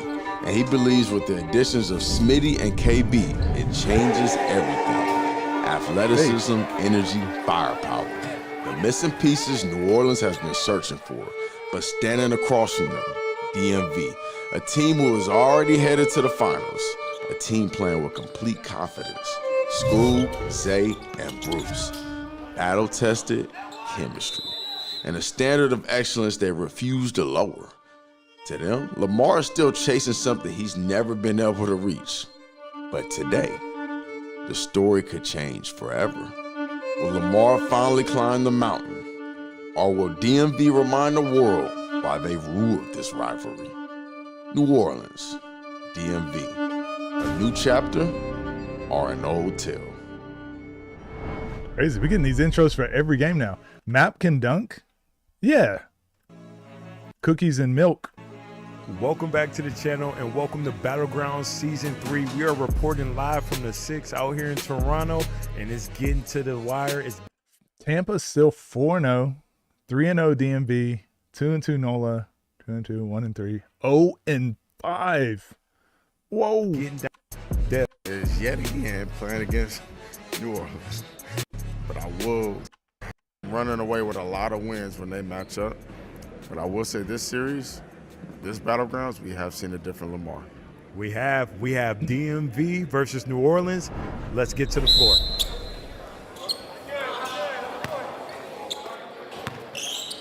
For DMV, you already know what they're going to do. They're going to play great team basketball. They're running a triangle all season. And there you see Zay with an early shot, can't get it to go from the right wing.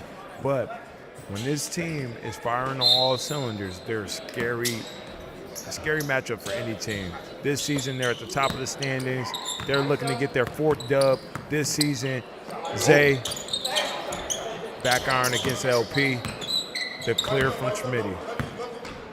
What would you like to see from Team DMV in this game? Them to be really physical. You can already tell, like, look at the amount of, like, just actions that DMV gets into straight away, and then NOLA is just straight, like, ISO ball. Take him out of it. He's laboring an injury. If you stay aggressive on him, it's going to be tough for him to keep. Oh, real quick, here's a tip. How many of you guys miss shots like these?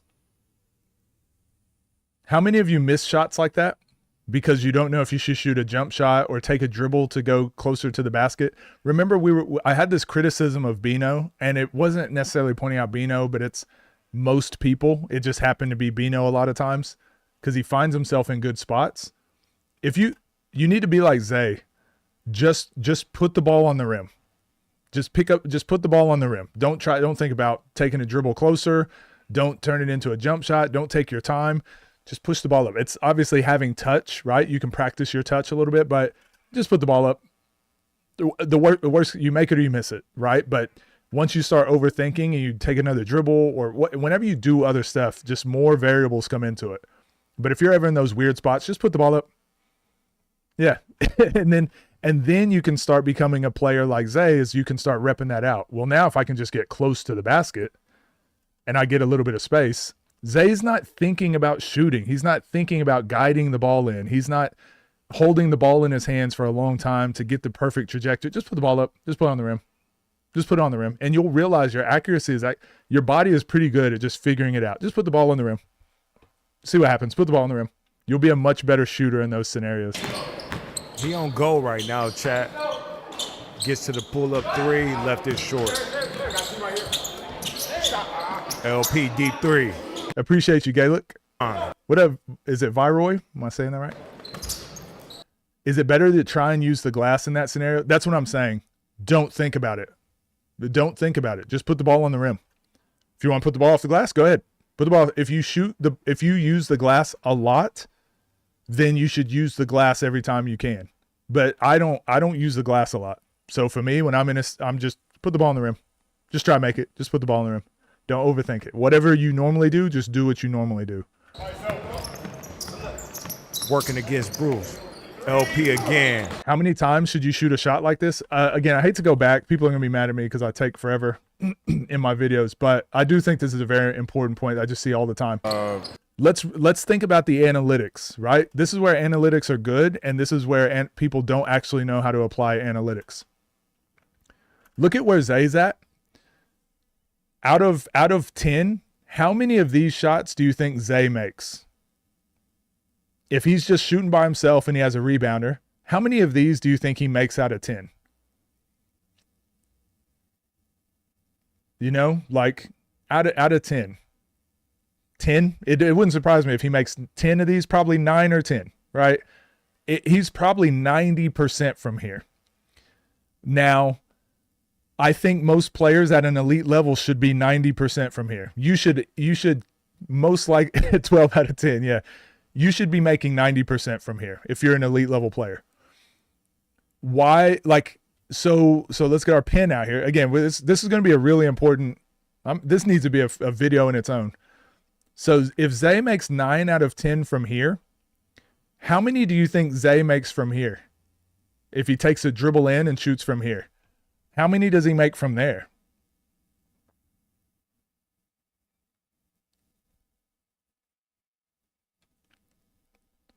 He probably makes 9 out of 10 from here, 10 out of 10, right? Same amount. It's the same amount. The difference is the time it takes to get from here to here allows him to get to here and now play some defense. Now, how many does he make with defense on him from here? Probably 6 or 5 out of 10, right? There's just way more variables that come into it now, right? So the problem is most people, when they catch the ball here, they don't just go, oh, this is a 9 out of 10 shot. They don't think 9 out of 10. They start thinking like, ooh, this is a 9 out of 10, but I could get to a 10 out of 10 right here. It's like, what? Why would you take an extra dribble for maybe 1 more out of 10, but with all the variables that come in, all these other variables that you got to think about, all this other chaos over here, anytime we get a 9 out of 10 shot, we just shoot it. We don't second guess 9 out of 10s. That's why a lot of people, so the way that Zay thinks about basketball is like an elite, relentless mentality. I'm shooting a 9 out of 10 shot every time. I don't care what the circumstance is. That's just the way I play. That's why these 3-pointers here, when there's good shooters and they're wide open and I see them pass up a 3, I'm like, dude, you probably make 7 out of 10 from here. Why would you pass it or drive in and do some other stuff? You're wide open. Just shoot it. What more can you get by driving? If this is a 7 out of 10, now you're going to drive to try and get a 9 out of 10, but now there's defense. So anyways, this whole thought process is how a lot of you guys need to rewire your brains to think about basketball, right? Take the 9 out of 10. If you miss this shot, the next time you get it, you just shoot it again, right? It's a 9 out of 10. I'm going to keep taking 9 out of 10s. That's never a bad shot to shoot a 9 out of 10. Anyways, there we go. You know, When you look at this right 8 out of 10. I'm going to keep shooting these 8 out of 10s. now, Zay is aggressive in this game. He has about 4 shot attempts early. He has 4 points already. they're attacking. Does the NBA rig the games in the playoffs? So it's a series. It feels that way. And I have no insider information, but it 100% feels that way. And it would not surprise me. So possibly. I wouldn't say rig the games as like most people think it is. Not a big conspiracy. But I do think they want specific outcomes. And I think they nudge certain things to try and get those outcomes they want. He's just on the attack. He on go right now, chat. Gets to the pull-up. So now this shot for Zay, this is probably like a 4 out of 10. Right? Probably makes 4 out of 10. But because he went 9 out of 10, 8 out of 10, 9 out of 10. This is when it's like, you know what? Let's see how on fire I am. And I think this is one of Zay's best skills. All right, I shot a bad one. He resets now. I'm not going to shoot another bad shot. I'm going to snowball it again. I'm going to build that up again. Whereas most people just live off of 4 out of 10s. LP deep 3. Twickles to Twine. Big shot. Zay really trusts the work he puts in? 100%. 100%. Working against Bruce. LP again. Left it to the right. A bit of a crater. LP doesn't snatch back anymore? Yeah, he does. He just did it in the pay-per-view. KB again. Getting down. You used to think about shot percentages in a linear way? Just elevated your thinking? Oh, good to hear. Good to hear. New Orleans in the league. KB for 3. And it's good. Nice. Good shot from KB right there. Back up top. Got to clear it with the referees first. 4-point advantage. LP with Zay's mindset. I think there's a lot of players with Zay's mindset would be top 3. I'm not kidding you. He has an elite. Zay's mindset is like if he were 6'5", yeah, he'd be making millions in the NBA. Hey, let's see what Schmitty does. He really likes to pull up. There.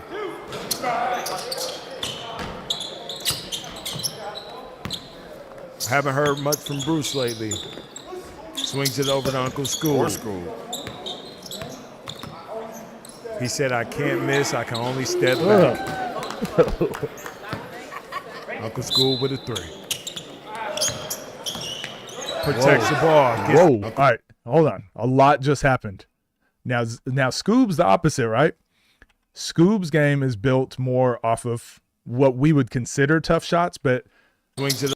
again, This is why I say don't necessarily go copy what Scoob does, but it works for him because he puts in so much time working on this. But this is probably a Scoob wide open from beyond NBA range. He probably goes 6 out of 10 from here, 7 out of 10. So this is a good shot from Scoob, not contested. Like that's a good shot, right? But the reason it's a good shot is not because that's a 6 out of 10 and he might make it, but it builds into the rest of his game. So now watch this next shot. Watch how he gets a layup. Let's go to the same spot. I'm going to shot fake. And now Smitty's out of position because he's like, ooh, I can't let him shoot this. So now Scoob gets a layup. Now, also piggybacking off the last video we just did with MacMan, that back tap, right? Scoob sees no space, like no one in front of him. So when no one's in front of you, just like we talk about with our footwork and pushing the ball out, and you only need one dribble from the three-point line, you do that. Well, that helps with that back tap, right? So instead of the ball being back here and you're trying to protect it, oh, there's no one in front of me. I'm throwing that ball out and I'm going. No one can get to it. I'm the only one that can get to it when I throw the ball out. And then he even gets grabbed and he's able to fight the arms off. This is a very Kyrie Irving thing. That's how I learned how to do this. Very Kyrie thing. The ball is out in front of Scoob. Get comfortable with that ball out of your hands. Fight the hands off. Gather it back. Doesn't even have to take another dribble. Filet. Smitty was trying to foul him. Zay, pullback dribble. Let's hoping them Nikes held up. Uncle Scoob. Now he gets another thing. Now this is how Scoob is snowballs his game. If I can hit a three, it opens everything else up. For Zay, he's like, if I can get downhill once or twice, it opens everything up. So these are two really good examples of, like, if you're a driver, if you like to get to the basket, how do you open up your game? Watch Zay. If you're a shooter, how do you open up your game? Watch Scoob. Let's hoping them Nikes held up. Uncle Scoob. Bow. Get it out the net.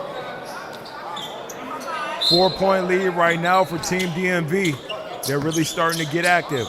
Uncle Scoob with a little pep in his step. Step back once again. Back arm. And so Scoob did the same thing, right?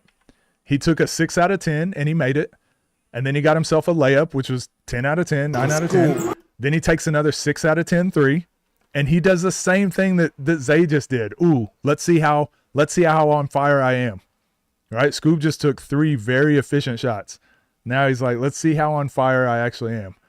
Now I'm going to dance, step back, pull up. Still a good look, in range, on balance, open, right? Still a good look. Missed, and it's like, okay, let's get back to another high percentage shot. These are just like winning mentalities.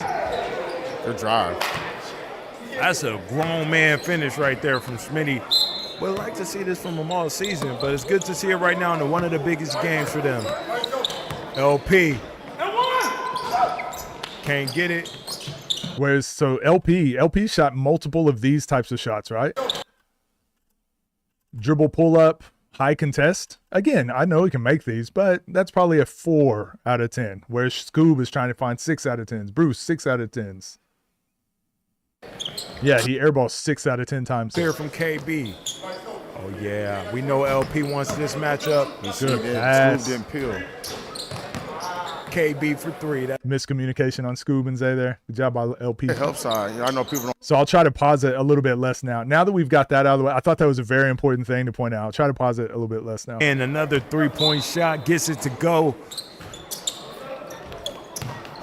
KB working against Uncle Scoob. 4-point advantage for New Orleans. Can't get that one.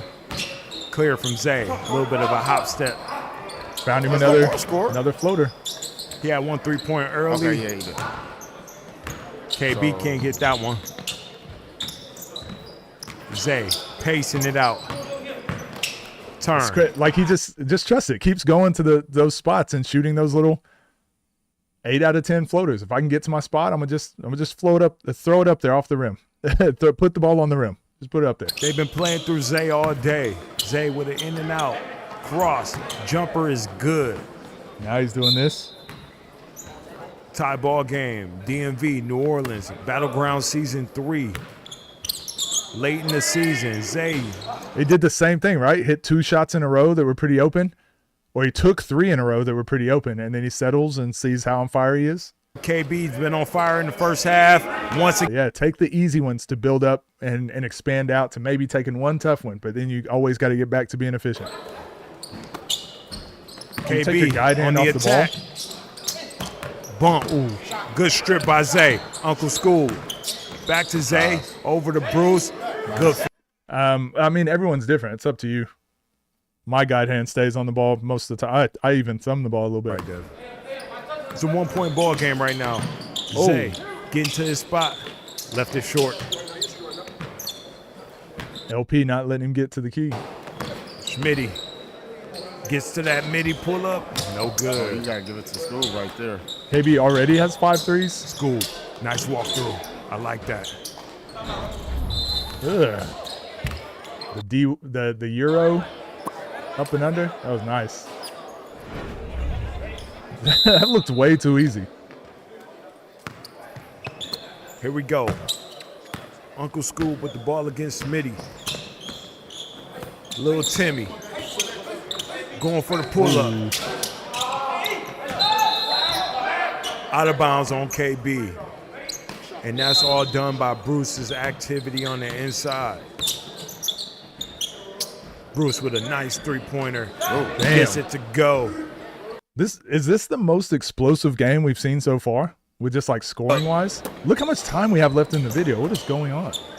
Oh, Bruce getting activated. Pull up, bottom. Sends it to halftime. Team DMV with an early lead in the first half against Team New Orleans. 6-point advantage right now, but it's still anybody's game up until this point. 4 for 6, 4 for 10, 3 for 4. Again, look how efficient they are. I don't know if that's right. Zay 4 for 10. I guess it could be. And 5 rebounds. What are you liking right now from Team DMV? The help side that they're playing defense. LP 1 for 3, 5 for 8 for KB. Yeah, 4 for 7 threes. Yeah, wow. They're doing I mean, they're playing well, to be honest. Mainly KB. drives. The thing is, they're just not getting out and closing out strong enough on. All right, I know they show all the timeouts in these.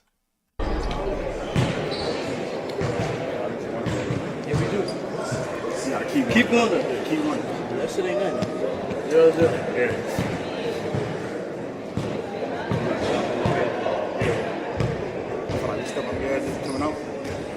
Damn, Craig.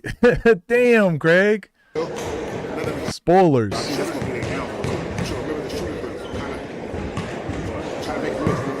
Man, I ain't like that shot. I was letting him, yeah. I'm gonna contest it now. I'm gonna contest it.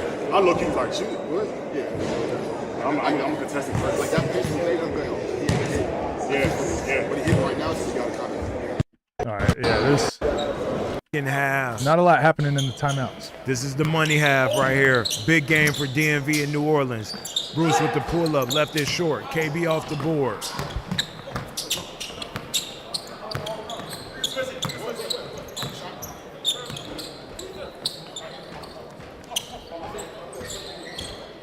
Schmitty on the left wing against Brook. A jab. Have these players ever Gets to played that overseas step. before? Most of them, yeah. Almost everyone on this court played overseas or G League. I wonder if New Orleans can win this game without LP really active.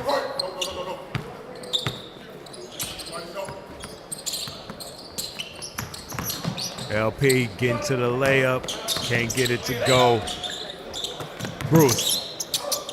Hesitation, pull up, no good. Great defense by KB. Nice poke to his teammate.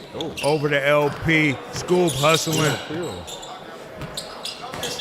Schmitty getting good foul. downhill. Good foul. That's a great take foul by Bruce. You don't give up the easy layup. He was beat. But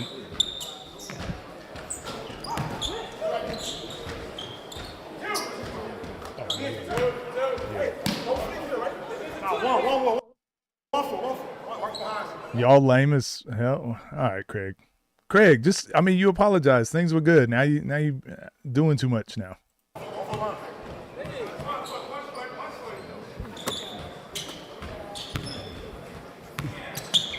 here we go. Zay on the attack against LP. Uncle School. Back to Zay. Back to School. School flow game. Great Ooh, flow. nice Great floater. touch. Good. 29-21, and the video still got so far to go. How they play? It is. I mean, Playoff energy is different right Oh, now. that's why we got 5 Everything. ads. 5 ads last to get season through. they had Reese out here, and Lamar said this would be the difference when Smitty got here. But Sometimes on Drew Hell, niggas be getting through.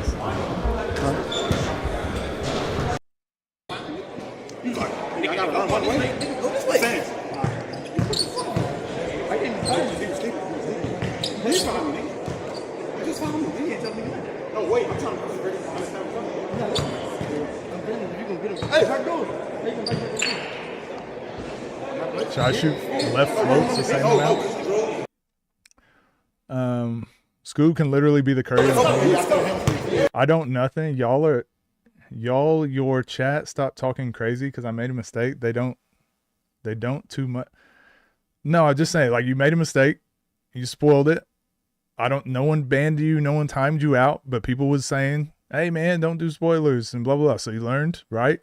You apologized. Things were fine. And then to say like, y'all lame as fuck talking about banish me, grown ass men acting like kids. I don't know. Like, what are we doing? We're chill in here, man. Things are fine. Motion from Team DMV is so good. The action, they're playing through contact. They're not Brother, they're just sitting here watching the game. They're not. It's just that we're chill, man. We're chill. after they go and drive and they miss a shot. You got to keep playing basketball. Still a lot of game left to be played. And DMV, they're going to rise to the occasion every single time. Zay with the ball on the attack against Schmitty. Little hesitation, got the pump. Left hand, no good. KB off the board.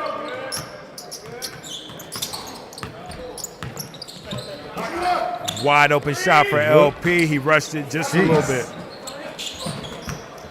Uncle School. Deep three. air ball. So drafting here.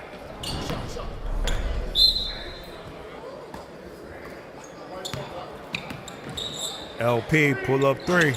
Yeah, so LP just got to find better ways to get himself going. Like so remember what we talked about with the mentality of like, Zay knows what his spots are to get himself going, right? He knows to find those 8 out of 10s, 9 out of 10s. Then once he gets himself going, shoots a 3. I think, and then Scoob knows his are deep 3s, or a hand down 3. So I think LP's got to find, okay, how do I get a hand down 3? How do I get like an efficient shot first that opens up the rest of my game? LP is just like, I'm going to keep shooting tough shots to get myself going, but it's like that's a low percentage way to play. I think that's one of the biggest things you got to change. Just where can you get yourself going from? Zay. He's just giving him the shot like that. KB with the clear over in the corner, working against Bruce Mad Dog. Still sick of ball jokes. Head fake, reverse lay, good. He's been the only thing moving for I Team don't have all the New Orleans. context for that They question. need him I to guess. do this. Reese got the same problem. Yeah, well, I mean, a lot of people do. The difference is LP is like elite at like his elite skills being a microwave, right? Once he gets hot, you can't stop him. Same thing with Rob. The difference is, and Bijan is like that too. The difference is Rob and Bijan know how to get themselves going a little bit better. So I think that's the part that LP just like, oh, how do I get myself going? Because I know that's like once I'm going, we know what time it is. So it's like, how do I get into that mentality? Turn it up. Someone to come in space and shake up the top 4? I think it's happening now. I just think the top 4, I think the rankings need to, we've spoken about it a bit. I think the rankings and how the games are ranked just needs to change slightly, and that will help. They're playing, Nola's playing way better defense than they were earlier. In the hot hand so far for Team New Orleans. Working right wing, getting downhill, slow step, can't get it to go. I'm kind of glazing Zay right now. He's playing bad. Okay. Got injured right there Uh-oh. on that play. That's something to watch. Schmitty, get on that rim. Not play. Great cut. Great pass, dude. Look how quick he threw that. That's something to watch. Schmitty, Great cut. get on that rim. What a dunk by Schmitty. Caught the defense slipping. I think got a jam. I had a teammate that made too many ball jokes. Well, it wasn't because it was ball jokes. He would just always pick out one characteristic of a person and just make fun of them forever for it. And I thought that was weird behavior. It was like an insecure behavior thing. I just finally got tired of it. He got the board. Foul on the play. I mean, I get ball jokes every day. I don't mind that. Point Doesn't bother game. me. Game going to 50. But I think if you have a habit of just pointing out character traits in other people and just making fun of those all the time, yeah, I think that's weird behavior. Turn around, pull up Great from contact. KB. KB's having a great game, man. He is unbelievable right now. Why can't LP shoot consistent threes like Rob, Scoob? Well, I think I explained it. He doesn't. His quality of threes are a little bit worse. Almost all of his threes are like hand in the face. For his team. Where'd Mead go? He's still around. He's not really getting booked. In the high post. Gets that pull up again off the face up. No, KB's having a game. Is this the best game he's played so far? This is kind of the missing piece that Nola's needed, though. KB's been a good like hustle guy. He's been a good team player, like getting rebounds, getting stops, getting extra possessions. But the fact that he's like hitting shots now, like what was he, 4 for 7 threes in the first half? That's the story of the game for Team New I have a Orleans. The favorite ball turnovers from the joke. free throw. I love them all equally. Them well. Here we go, Zay with the rock. Working from the left wing. Taking his time. Takes the contact, goes through it, and still almost gets it to go. Schmitty, crossover, loses his footing. Oh, yeah, he got him. Great defense by Uncle Scoob, causing the Finally, y'all was glazing Zay. He's like 4 for 12. I don't think he was 4 for. I don't think those stats were right from the first half because we were breaking down all of his shots, right? But typically when I do breakdowns and when I point things out, Sammy, it's more from a process-driven point rather than results. So if someone takes a good shot and they miss it, I still say it's a good shot, right? You can call that glazing, but it's still a good shot. When people take bad shots and make them, I can still say it's a bad shot. They just happen to make a bad shot. But over the course of a season, over the course of a career, those things will level out. That's why people speak so highly on Zay often, because look how often he wins. Team games, one-on-ones, like he has a winning play style. So I'm trying to teach more people to like, hey, have more of a winning play style. I think if you played more like Zay, even if you want to say this game he's having a bad game, I think we'd have I think a lot more people would be winning more games if they played like that. defense is what you want from your leader. KB played D1. I'm not sure. And I'm just nervous that Nice look. if I'm Team New Orleans, I'm nervous that School's about to Zay get it. sucks. He's trash. KB for 3 once that better? again. No good. Behind the back to Zay. Zay for Trey. And that's good. That dude's trash. Zay sucks. Get him out of here. Freaking sucks. Hate him. All game. Is that better, If you Sam? need a bucket, give it to Zay. Shitty pass by Zay. Why did he pass it to Bruce for a layup? I hate Zay. He's so bad at basketball. Why is he here? Why'd they even bring him along? Should have brought Terry Hosley instead. I just want Lamar to be aggressive. I'm loving the way that Zay That's why Bruce missed that free throw, because Zay threw a bad pass. in the attack. And it's not that Lamar's not trying to score. Now he's trying to get Bruce. But watch how they help off.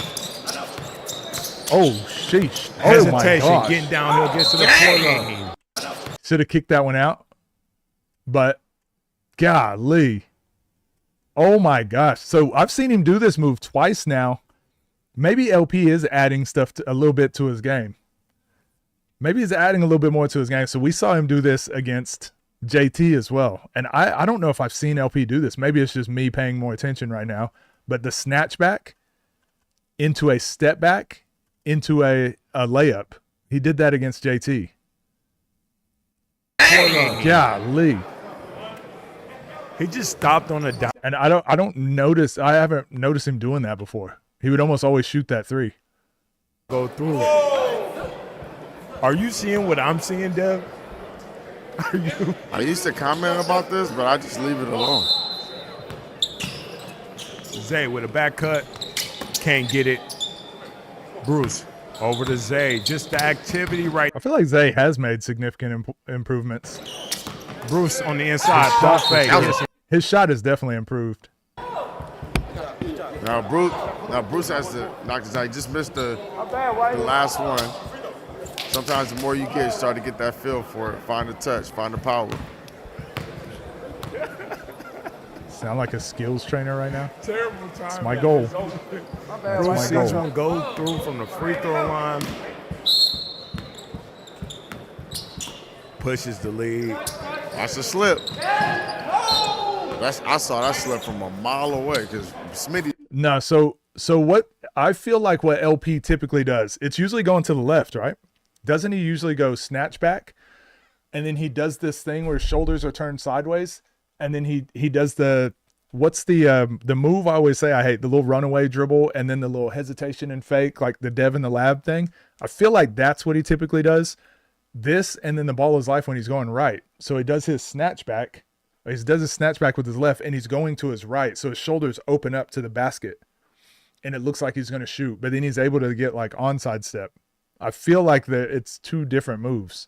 Same move, but maybe it's the fundamental concepts are different. He just turned his head.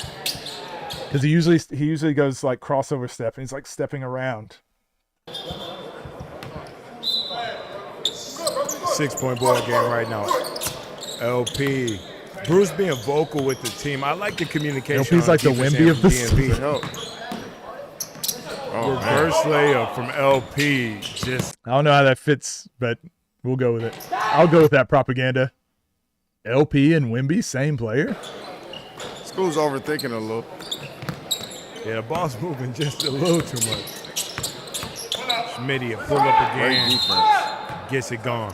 But him going to his right, sometimes stepping back, he got a nice little jumper. Yeah, he likes that step back and that pull up going to the right. it LP is. looking him off. Got the 3-pointer fall. Here we And go. it's ugly. It's crazy because I feel like NOLA is actually not playing good right now. Their defense has picked up, but they're not playing well. They're down 1 point. This is what's scary about teams like that have LP, microwave type players, because now down 1, he just hit a 3, and they're not playing well. This is what's scary.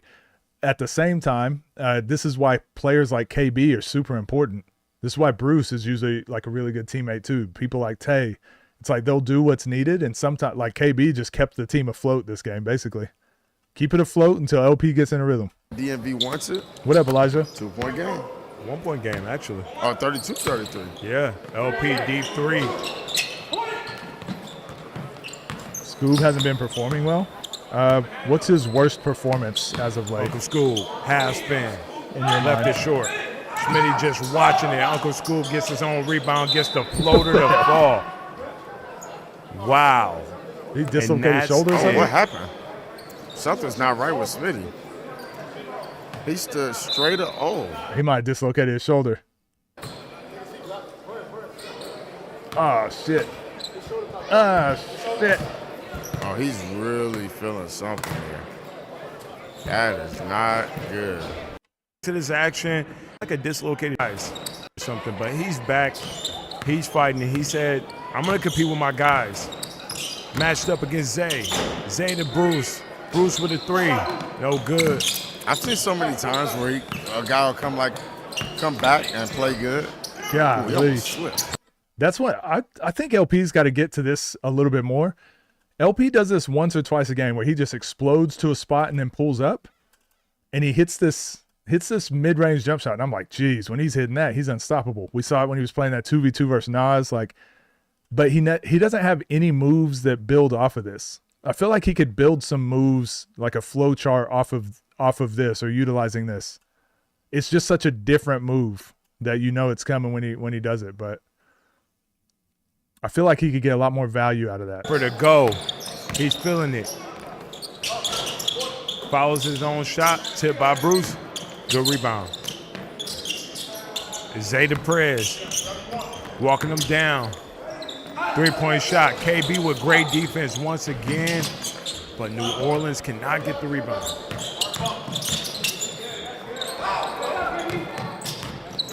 He must be wide open over over there. Watch this. See? I've seen this so many times. There you go. They got the lead, I think. Yeah, 2-point 37-35. lead for Team New Orleans, just like that. They got their player back, and he came in and hit a big three for them.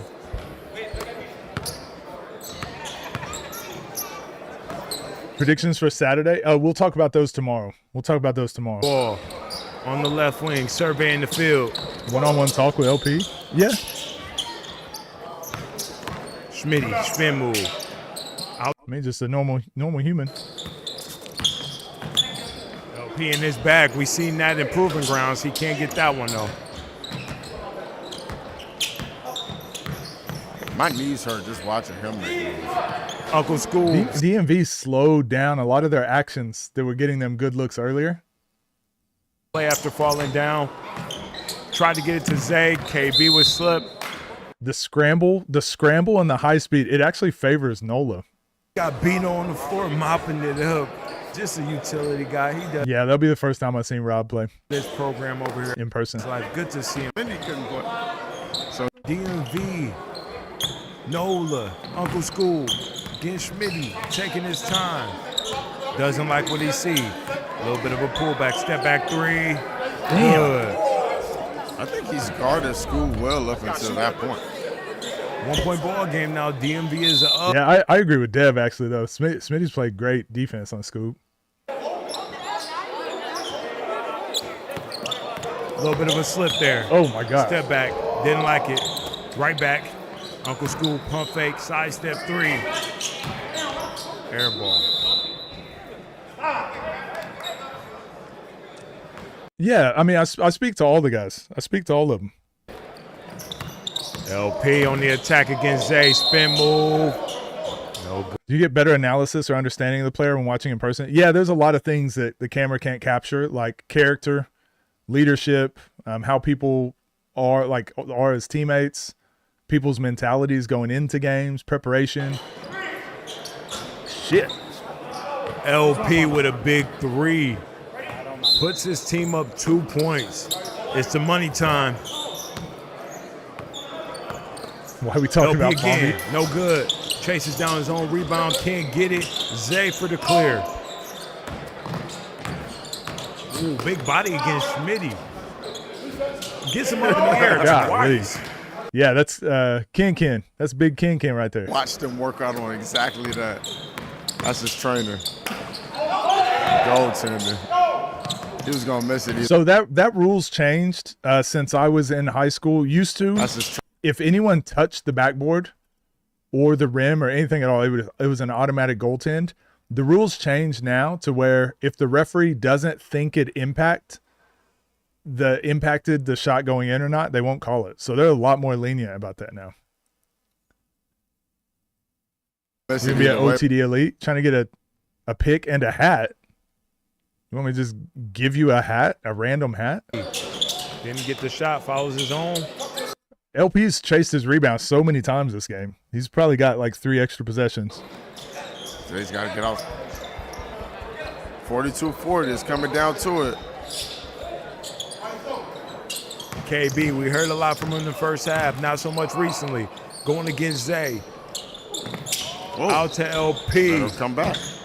What? Pull up three. No What was good. that? Will I try to have a convo with Rob about his game? You see, so I will say when I talk to players, I think you guys have a misconception about like how I coach or what it is that I do.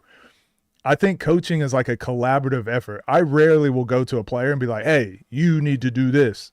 Typically, when I'm talking to a player, I just ask them questions like, "Oh, like what's your game plan for this game? Oh, okay. What's your thoughts on this?" And sometimes players ask me questions. It's just a conversation, and sometimes I can give some advice or I can give some feedback. Sometimes I learn something from them. So yeah, I think you guys have a misconception of how coaching typically works. The watermelon hat.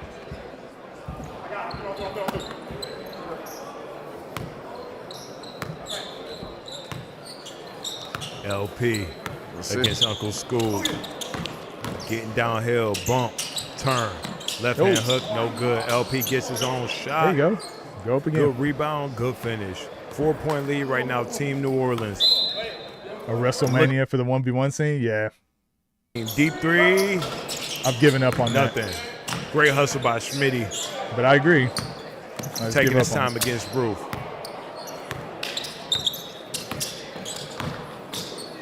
That's good defense, for real. Roof just stood him up there. Curtis Zay gets the ISO at the top there. Always attacking Smitty, but he does. Okay, well, he didn't do a good job right there. he's doing what he's supposed to do. You're going to get scored on playing basketball. But he's gotten a lot of stops. With a competitor like Zay, it's very tough to get consecutive stops. And Jeez. Zay's, with a competitor like The hook. So the hand check, obviously, by Smitty. It's funny that Smitty is crying about the hook here. But he's like hand checking him for like 3 dribbles. And this is where, as an offensive player, you flop and you sell the contact so that the ref doesn't call the hook on you. So this is why flopping is learning how and when to flop is important. This is why I don't have a problem with SGA flopping. I have a problem with SGA just not playing through it though. So Zay, there's a hand check. Look how Zay like throws his head back. Boom. So it's a hand check. And then Zay's like, all right, now that I've established like he hand checked me, now let's look, he throws his head back again. Hey, he's hand checking. All right, well, you're not going to call it. Well, I'm going to grab his arm and I'm going to get to the shot I want. just attacking right now. And now Smitty's like, oh, but he's hand checking. It's like, yeah, but he's hooking me. It's like, yeah, but you're hand checking him. Ties Sometimes like flopping is to like bring the attention to something. It's the money time. Zay wide open, caught him sleep. Stayed over there arguing with the ref like that. If you're at home, keep hooping, man. The refs can't bail you out. LP against Bruce. He read that Hezzy. Good defense by Bruce here.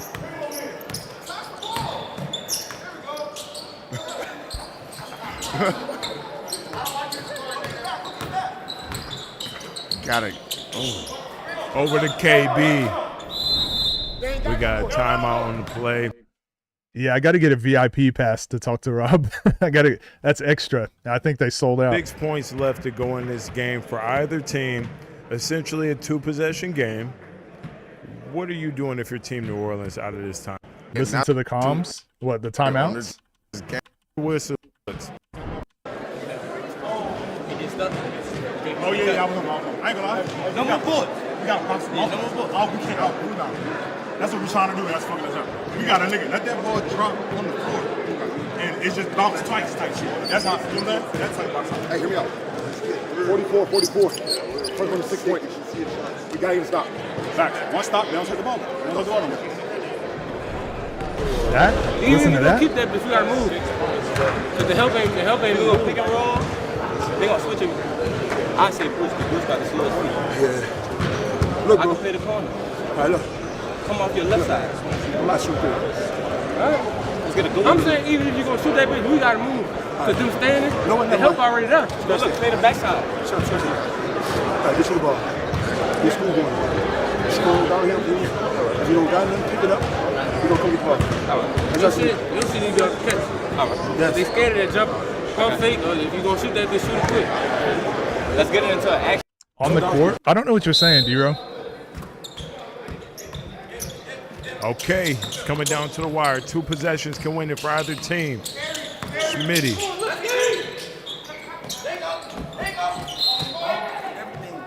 Good poke away by Uncle Scoop. New Orleans offense has been a little stagnant down the stretch here. There he goes. Oh, I got to roll, Downhill. Smitty.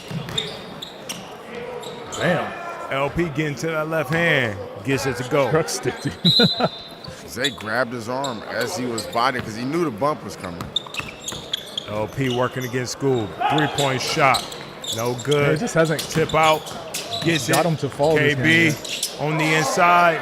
Doesn't want to force it. Good decision by KB just to hold on to that. Wide open shot for KB for 3. Oh my gosh. He's been timely all game for them. Only gonna get a dub on Team DMV. DMV undefeated right now. Who better? to get this last shot to him. LP against Uncle Scoop, deep three, no good. Damn. Uncle Scoop, Those right back. Buckets, man. What a game. Great activity on the inside by Bruce to tip it to his teammate to get the easy layup. We got a game. And it's been one the whole way through. KB like a nitty to me. DMV down 3 This game points for sure. against Team New Orleans. Zay for Trey. Oh! And he hits it. Tie ball game. It's anybody's game right now. Zay with the rock. Smitty? Oh, they're seeking out Smitty I right understand now. why they haven't attacked KB. Like, Smitty's? Okay, let's see. Oh, okay, Dero. I got you.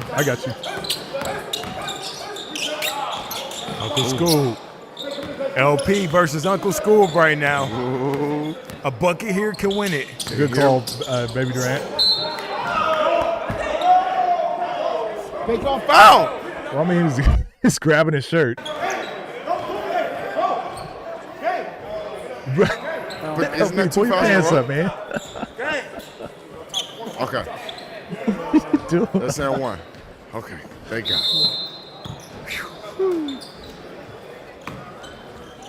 About to reset. Uncle School versus Smitty. Left wing He shot a three. three for the. No good. Good box out Box by out, KB. KB. LP getting downhill. Oh, Foul that's on game. the floor. Is that game?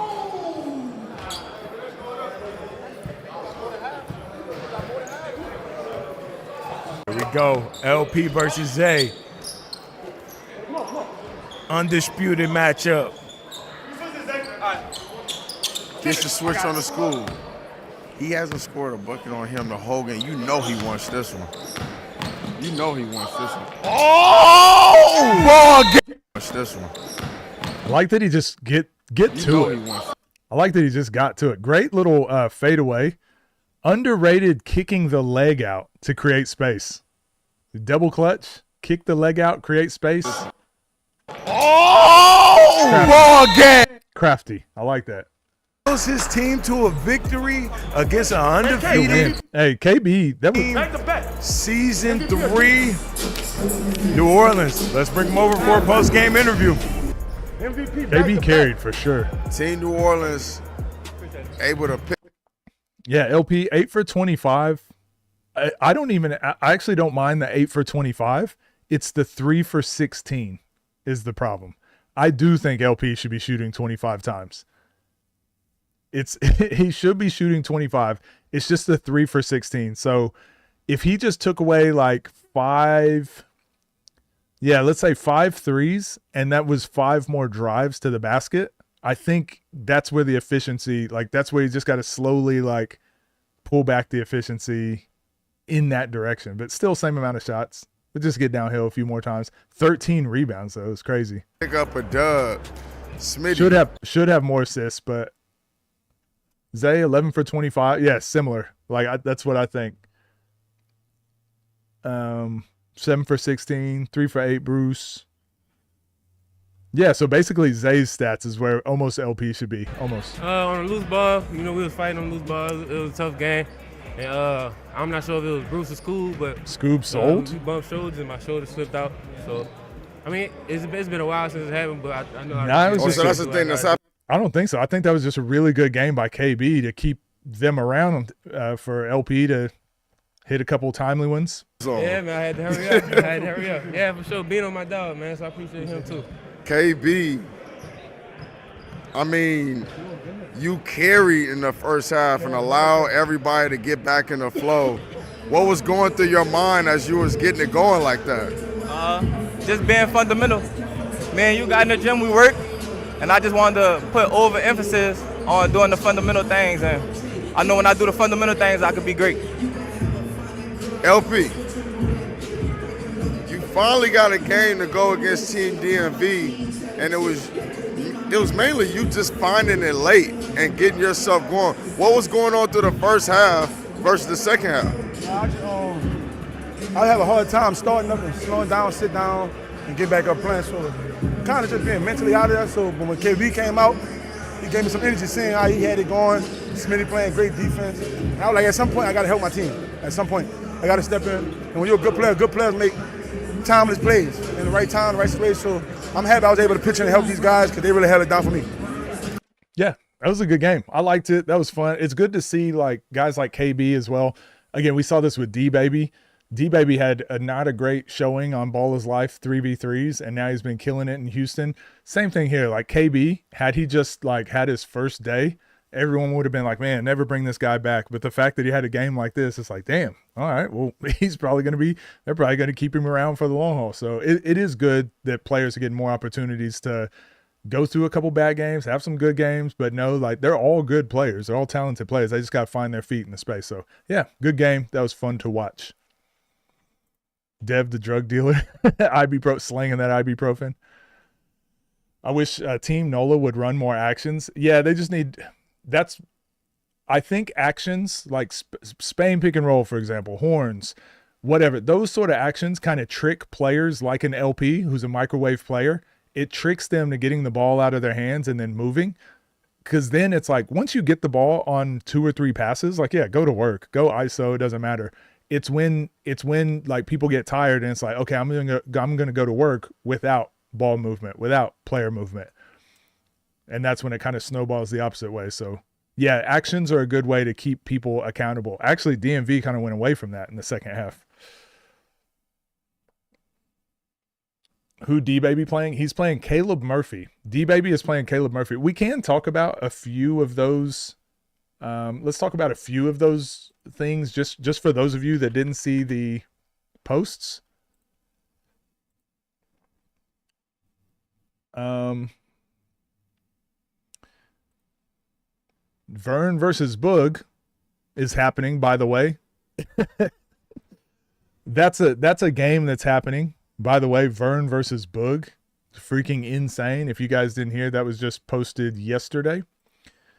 And, oh, actually, I think the other game is on this same. Oh, they're trying to find a player. They're trying to find a player for, what's her name? Sorry. Kiyomi McMiller. Cold. Ugh.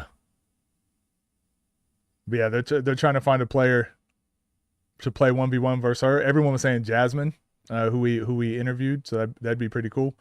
But yeah, Vern versus Boog, and then we've got Caleb Murphy and D-Baby. So hyped for this matchup. Yeah, me too. Out of nowhere. I was not expecting that. Got a pay-per-view quick as hell. Well, people have been wanting Vern for a while, but he's been overseas. The girl that played on TNC, do you remember her name, Penguin?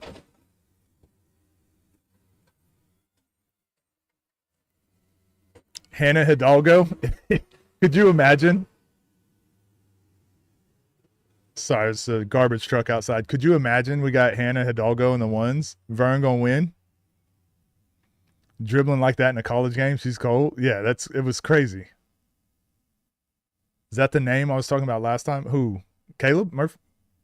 Caleb Murphy? Oh, yeah. Yeah. She went to your college?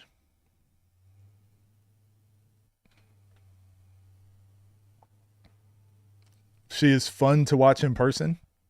Give her pat. Morgan Jefferson, pretty sure.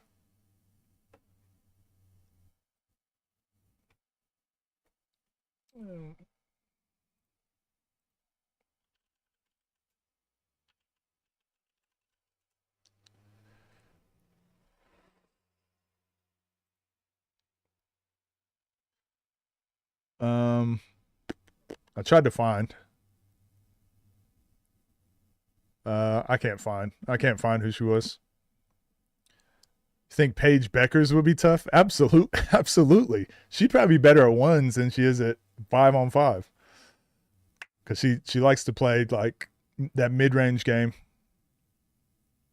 TNC was cold and conditioning. Not an issue with her.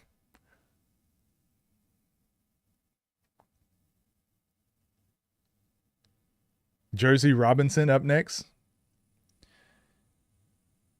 You could have gave a clue. The only reason I didn't is because some people in here already knew, and I knew if I talked, somebody would just. I know how my chat is. Okay, my chat is irresponsible with information. That's the only reason I didn't say anything. You think she beat me? Yeah, I'm being disrespectful now. Oh. Paige Baker's your favorite? Man, she's starting to break records now too. What about Olivia Miles? She's been fun to watch this year. Finally, Cameron Brink playing. She finally started and then had a good game. Been waiting for her to finally have a good season. The Sparks to figure it out. Marina Mabry and Brittany Sykes the other day having both going for 30. WNBA has just been fun this year all around. Mo Green. Okay, I'll try and find.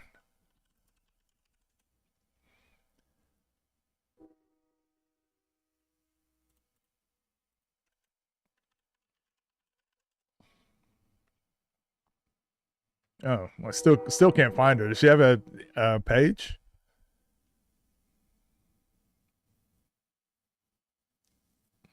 Glad to see some more of Cam Brink. Yeah, Unrivaled has made me a fan of a lot more players. And I really wish the WNBA did more. I wish they cared more about the development of their players, because it's like, you guys should link up with Unrivaled. When you see the way that the bigs were playing in Unrivaled, they're getting the ball, they're bringing it up straight into a dribble handoff or pick and roll. They're starting the actions that way. But then they use Cam Brink and they sit her in the corner and have her shoot spot up threes. I'm like, she's never going to be great at that. She can do that sometimes, but get the bigs involved in the action. Same thing with Shakira Austin. They keep trying to post her up. And it's like, do you not watch Unrivaled? Do you not watch, like, they're all improving when they're in more actions, getting downhill, facing the basket. They're much tougher to guard when they're involved and playing through them as like a hub on offense. I hate when they just so many of the WNBA coaches are still very, I don't even want to say old school. They're just not looking at what's available to them for whatever reason. Unrivaled's right there. Just take what's working over there and implement that into your offense. Baby Durant versus baby Kyrie. How do I learn from a guard like Brunson, who doesn't seem to go full speed right, full speed left? He definitely does. He definitely does. But Jalen Brunson also is an elite shooter. He can make open shots. And because he can make open shots, the string is always pulled tight. Like, he's always making you guess forwards, backwards. And then when you guess wrong, he does full speed right, full speed left. He's great at playing angles. Haven't seen Unrivaled. It's very good. It's obviously not on right now because WNBA is on, but yeah, Unrivaled is great. If you don't like watching women's basketball or WNBA, I bet if you watch an Unrivaled game, that's like the easiest way to get into to women's basketball. Unrivaled is very good. Very fun to watch. Do WNBA games have male cheerleaders predominantly? WNBA games don't have no, they just have normal cheerleaders. The ones that do. Shakira Austin has turned into a straight up ISO big. I know. But watching her in Unrivaled, like, she, face up the basket, face up to the basket, go to work. Like, she's impossible to stop. And it has translated a little bit, but I feel like it's not by design. I feel like it's accidental. But it's fun to watch. Also has an elite mid-post counter game. Yeah, he's great at posting up. Thunder doesn't win another game this series. Again, I think it's heavily dependent on how the games are officiated, unfortunately. Let's watch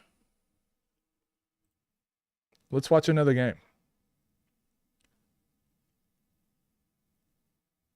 Do I think the NBA would ever have Unrivaled? I don't know. Probably, maybe, if they see like a value in it, because they're all about making money. But this 1v1 scene is kind of that. It's turning into that. The NBA would jump on it once it's like popular and already functioning, but they don't need to build something up. It's mostly her calling her own number rather than the coach designing actions. Yeah, like they need to utilize her as a hub more and then play off of that. But yeah. All right, let's get into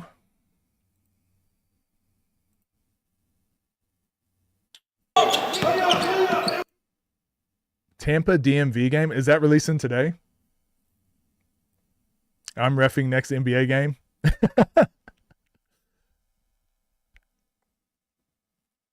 Will they call it rivaled? It just released now. I probably won't then. I probably won't. I'm going to watch this one instead. I can't watch games the day of. I can, but it feels grimy. I don't know. I don't know how I feel about that. A platform releasing a video and then I watch it the day it releases. I feel like that's pretty grimy. Like, at least let them get their initial views and whatever. And then if people want to watch with me, they can wait. But I think it's important for platforms and growth of this. Like, I'd be annoyed if I posted a video and then the same day someone reacts to it. Chat voted for Jersey Robinson versus Kalina Smith. Sorry to say you missed the poll. Wait, did they actually? My YouTube chat doesn't work, so I don't see most things.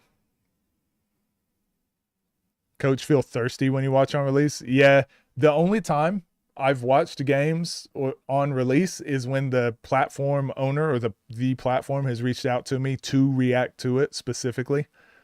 So other than that, I just don't like the precedent it sets, because at the end of the day, I'm not investing at all into that content. And I know if I started reacting to stuff as it were coming out, I would build views and build a community off of that. And it's like siphoning views off of the larger platform, when at the end of the day, like, yeah, people want to watch with me, they can. People want to watch the original, they can.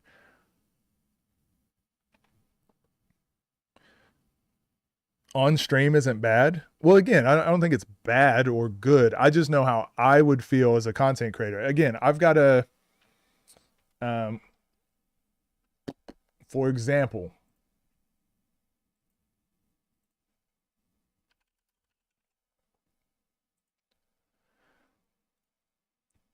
I've got this channel, this YouTube channel, the mid-range basketball. And these videos take a lot of time and a lot of effort to make. So this video here, 6 months ago, and I've really got to get back to posting on this channel, but these take a lot of time and a lot of effort. So therefore, a lot of money. Cost me a lot of money to make. This one's got like 147,000 views. If I put all my time and effort into making this video and then someone reacted to it on the same day and the views went down, or I saw the views not doing well and then their channel got a ton of views off of it, yeah, I'd feel a type of way. I'd definitely feel a type of way. And I think a lot of people that don't make content, it's hard to understand. But yeah, I think it's kind of just like code of conduct between content creators. Like, I'm not going to react to your stuff the day I don't know. It feels slimy. Actually, if it's on stream, what's wrong with reacting to it? You're only really taking 150 views of a video that gets like 100K. Yeah, but that still impacts the algorithm. That impacts the algorithm. So if I post a video and within the first 10 minutes, my subscribers watch, like everyone's clicking on it when they see it, then they know like, oh, this video, let's push it out to more. Let's push it out to more. Let's push it out to more. So every time I take views away from that initial outpour, it's like, this video isn't doing as good as what normally happens. So we don't need to push this one out aggressively. And I think it sets a weird precedent.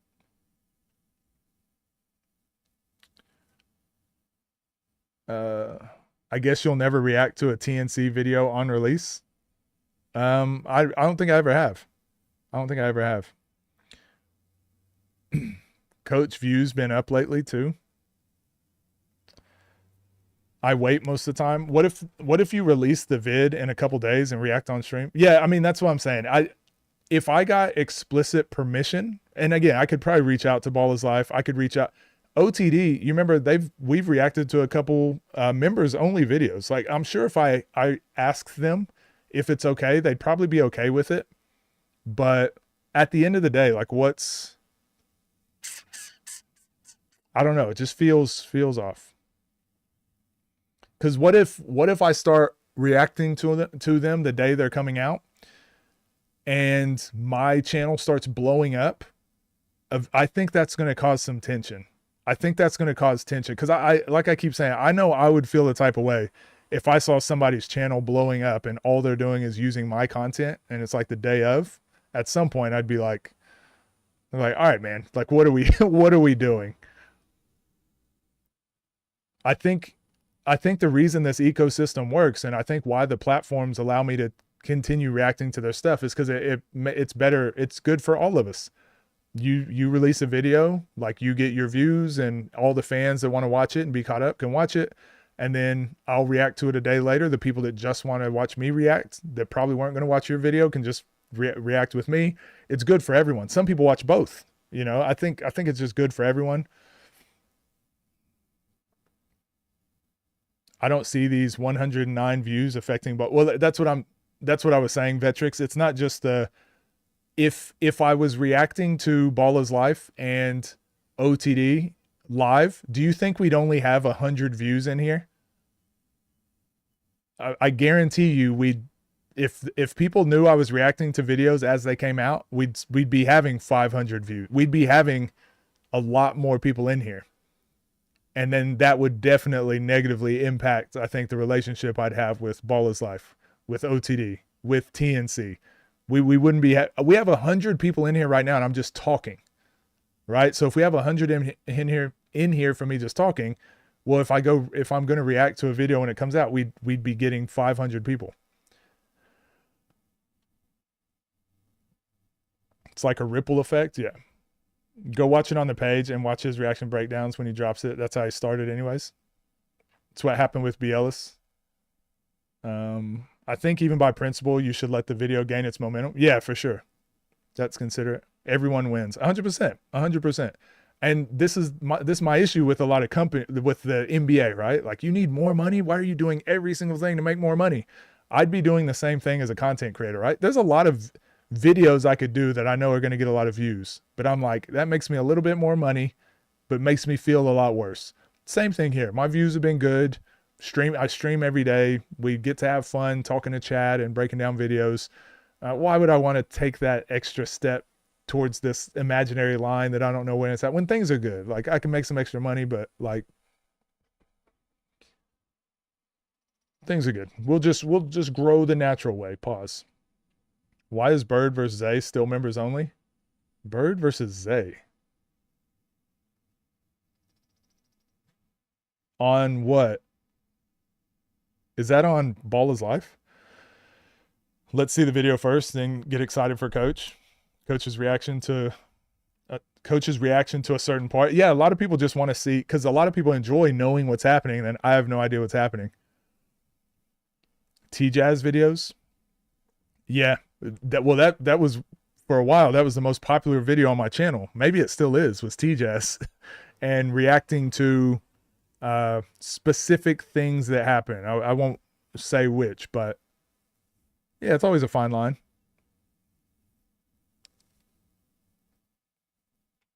My reaction is members only.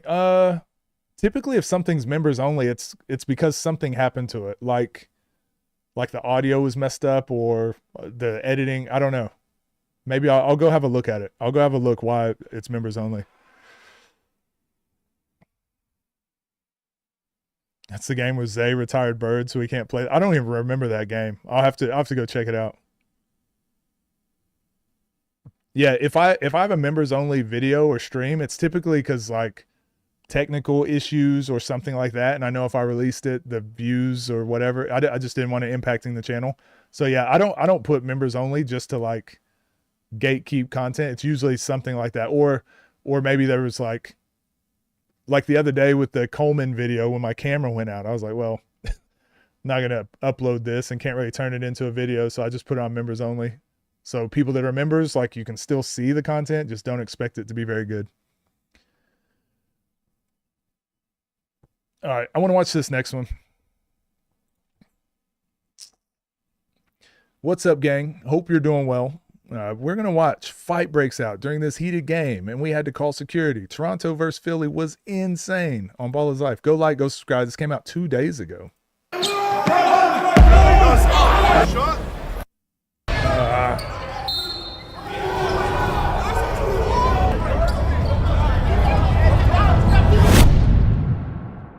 Some wins change the standings, others change everything. Toronto was coming off a legendary victory, a moment that shook the entire Battleground season, because when Simba stood across from a former NBA player, he didn't back down. Bucket after bucket, possession after possession, He was announced killing to this the game. world that he's here to stay. Now everybody sees it. Toronto has heart. The kind of heart that could change a game at any moment, but standing across from them is Philly, a team still searching for rhythm. Chemistry issues have slowed them down, but through it all, Jamil has remained a constant. Shaquille O'Neal. Dominant down low, moving on the perimeter, and impacting the game on both ends of the floor. Ooh! And alongside Scar, Philly still believes they could turn the season around, but belief alone won't stop momentum. And right now, Toronto has all of it. Can Philly finally put the pieces together? Or will Toronto continue their rise in front of the world? Philly, Toronto, not just another game. This feels like the beginning of something bigger. You're still here to hate watch JJ? Let's go. Ball is Life. All right, let's get to the game. Really, all I uppers, man. Reporting live from That's Fat Boy. And he gonna fuck them up. Yeah, I'm gonna talk to him. Put your pink hat on. Who's gonna fuck him up? Who? I'll fuck you up. Nigga, then play me then. I'll fuck you up. Then play me then, nigga. Man, Mel. Play me then, nigga. I'm here. Fuck these niggas up. I'm here. Fuck these niggas up. Play me then, nigga. Fuck these niggas up, Crody. I would rinse him. Fuck that. Get the fuck out you. I'm sorry. Oh my God! What? Hold on. Did you hear the background? You hear this? I would rinse him. Fuck that. Get the fuck out you. I'm sorry. They're talking about basketball. They just went in and I'll beat you up all the time. Bring all the energy and give Tommy buckets like he always does. And that man right there, Zuda, gotta stay aggressive. Judah sees one goes through, put Toronto on the board. We got Sim versus Scar. We saw them improving grounds, and Sim got the better of Scar. So I know Scar's going to take this matchup personally as JJ skies for the rebound over Bijan. Pull back, right wing, getting active, sidestep three. Nothing. Bijan. Give that Can't up get it to to Bijan. go. Tipped out on Sim. Black ball. Scar with the ball. Good screen, good roll. Couldn't get the roll pass to get through. Shoot it, son. Players at home, if you're watching. Sim is Jalen Brunson, by the way. Play, throw the ball up. J. Sim Brunson. Get it down where he got the advantage. Good rebound by Jamil. Just snatches it out of the sky. Bijan. Easy three-point pull-up. Can't get it. Judah shooting it against Jamil. Can't get it to go. Jamil downhill. Lay me. Jamil. That's not somebody. Jamil becoming a fan favorite, man. I haven't seen quite anybody at that size move that well and make jellies look that smooth. I have no clue what's going on over here with AB and MK. They over here, him, Lamar, they all talking trash right now. I would love to see MK get out here though, right? Oh yeah, I think he could play for this Toronto team. God. He did the Kin. He did the Kin. Switch to the inside for the lay.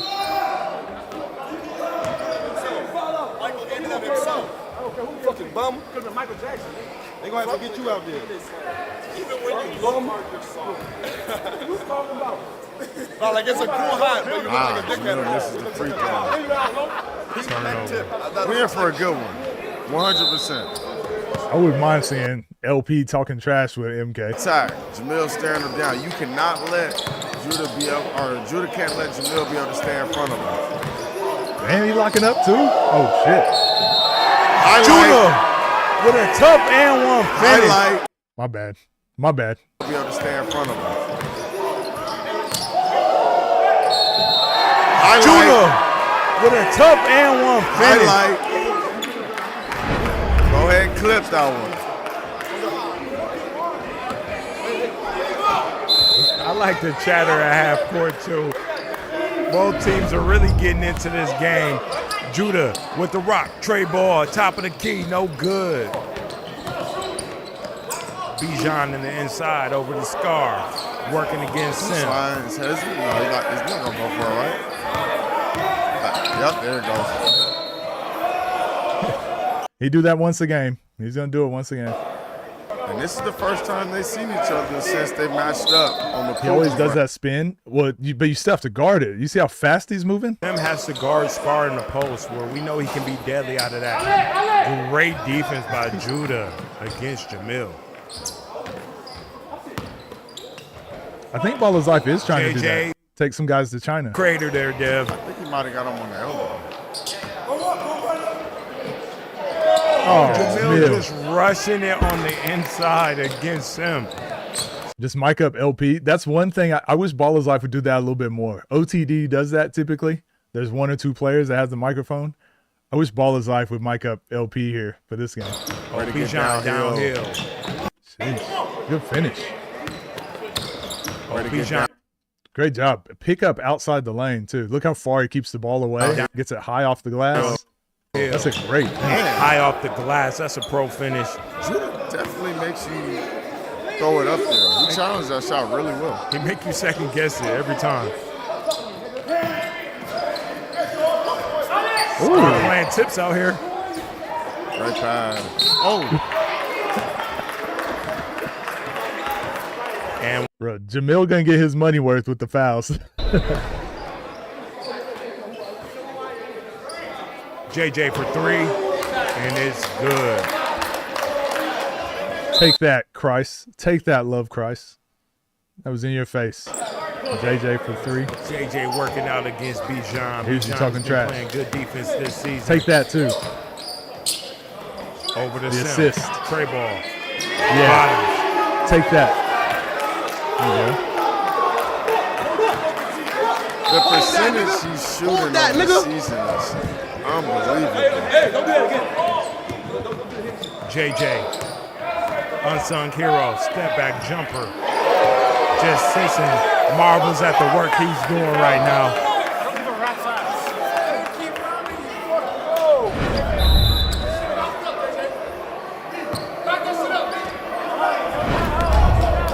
JJ. We got Jair over there working overtime in the middle of that huddle over there. And setting screen. Look at this. Team player setting screens.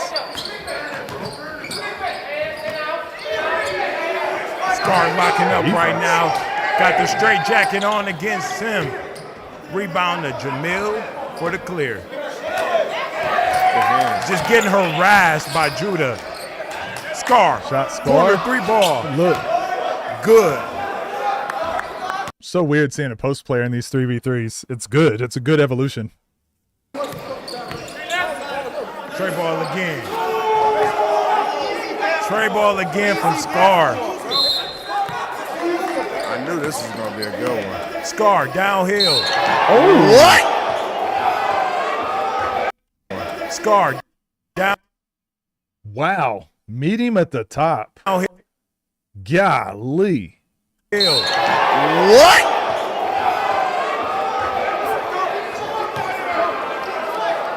Hey, Judah got some bounce to him.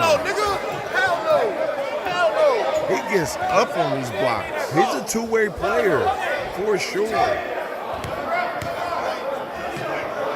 Scar to the line. Turnover from the line. Saint. Okay. JJ with the ball.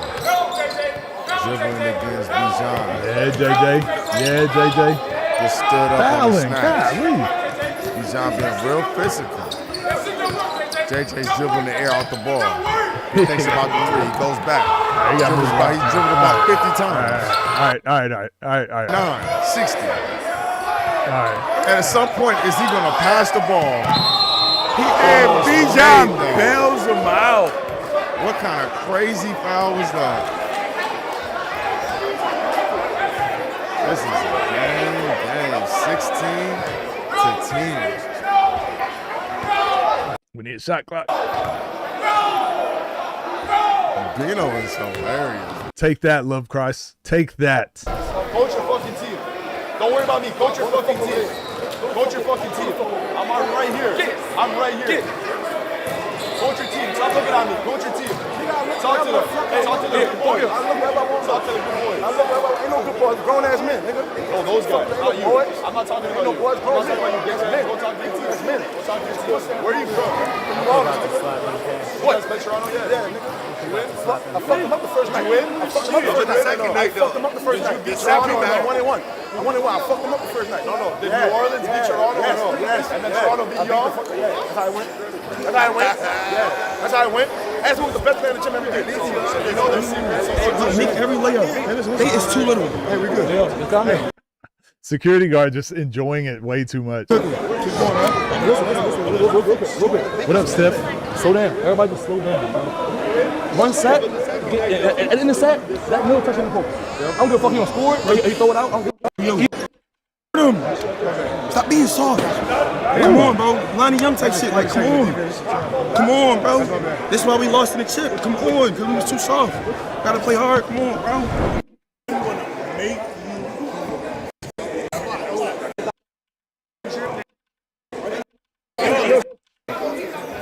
First half still underway.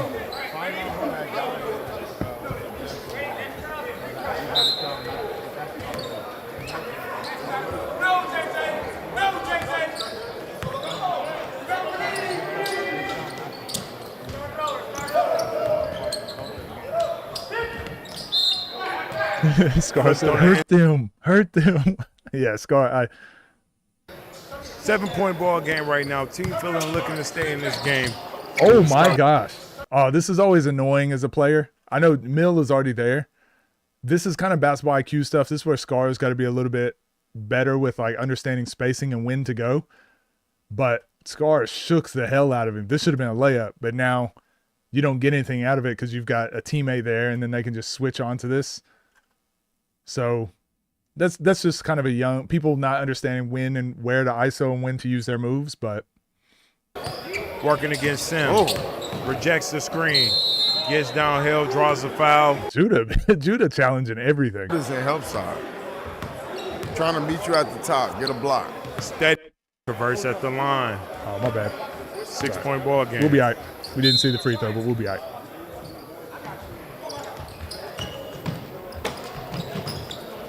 Jamil with the Rebound. finish. Mill. 4-point ball game right now. Whoa. Nice start. Nice wide screen open. there. Chin screen. Yeah, Bijan missed him here. That little back screen that Jamil just set. Scar is open. I mean, we can't really see, but I can just tell by the way the defender guarded that. Yeah, Scar is wide open. But good job by JJ making it difficult for Bijan to see that. Wide open.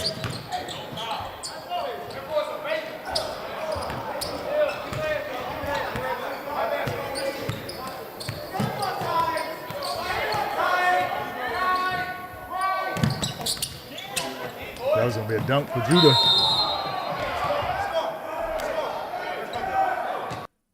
Hey, heads up, tomorrow I'm probably going to stream in the afternoon. Just a heads up for you guys. 'Cause I have an interview with someone tomorrow when I would normally be streaming.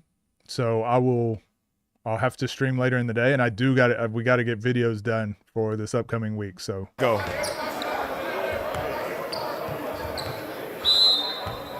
if any games get released tomorrow, that'd be the only exception where I might stream on the same day because I'll be gone for 5 days, stuff like that. But I don't think any big games come out tomorrow. Good move. Too many good hoopers going overseas. Who you mean, Tyshawn? See if that's going to change the game up. Going to the line, 18-13. Great game so far. Plenty of energy. Scar was the one that sold in the chip, though. It's time to start adding buckets to the scoreboard, though. Judah can't convert at the line. Possession, Philly.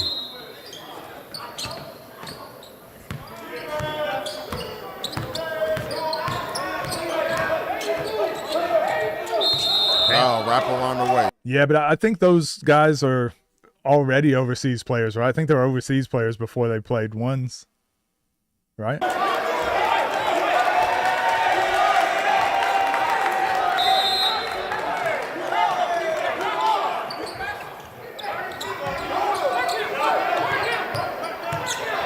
Scar, three-point shot, left it short. Judah cannot contain the rebound out of bounds. I think you can save it into yourself now, right? Isn't that rule changed where you can now save the ball inbounds to yourself? They're going at it. As long as you establish position back inside the court. I think that's another rule that changed. Used to, you couldn't save it to yourself, but I think you can. Great pass to the other team. JJ for Trey, no good. Over to Bijan. See him get active right here. Working down low, couple of pivots, reverse lay, that's tough. It's a lot of fouls in this game. It's not even halftime, and it's 6-6. But I think a lot. Yeah, I'm in PST. He's more of a driver than he is a shooter. Lay me. My bad. Excuse me. It's turning into a matchup here between those two. 1 point ball game right now. Philly. Ooh, right to left. Put it in there. Can't get it to go. Sim. Clear three. No good. JJ goes up for a rebound. Jump ball. 18-17.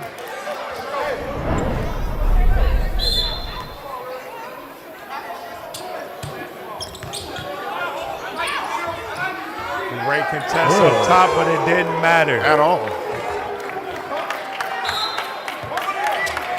Oh, he wants it back. You know what time it is. Dance, dance, revolution. Shot goes up. Look at JJ. He just got up like nothing happened. Huh? Look at JJ.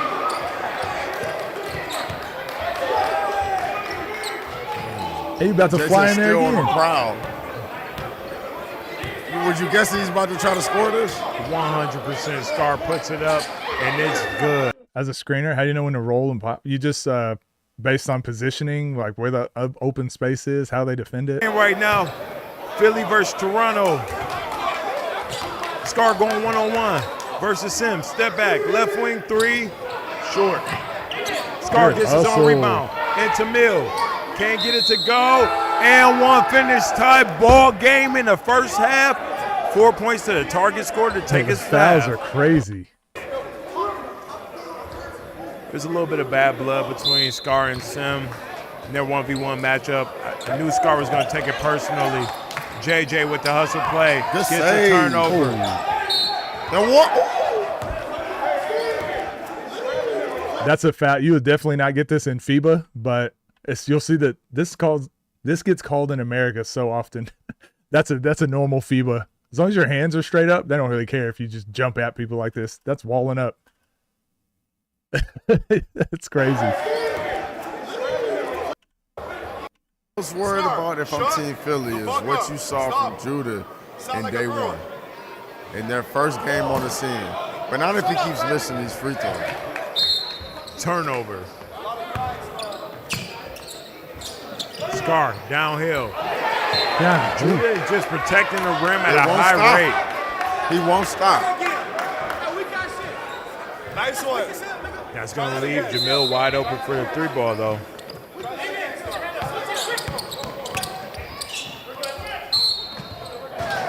Oh my gosh. RKO out of nowhere. So everybody, Look at this kid. Look at this kid's reaction back here. This little kid back here. Watch his reaction. The same reaction I kind of had. so everybody else saw that, or was it just me? Because I'm starting to think I was seeing Well, things. put back by Jamil. I'm starting to think I was seeing things. Star at the line. Gets it to go. 1 point ball game right now. You really don't like MK? 2-man game right now. Neither. There's a time and a place to talk trash. I don't mind. Judah's locking up, man. There's a time and a place to talk trash, but like just being an asshole for the sake of being an asshole, it's just exhausting. Like, do you ever like? I don't know. Here we go. Judah at the line. Let's see if he can convert. He's been struggling just a little bit.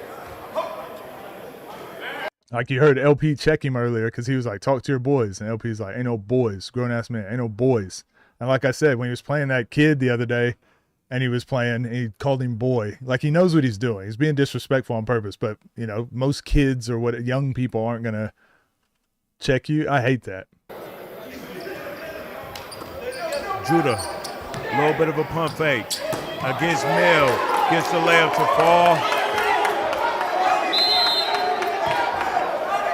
24-22, next bucket for Team Toronto. Can send it to half. Judah can't get it. Bijan skies for the board.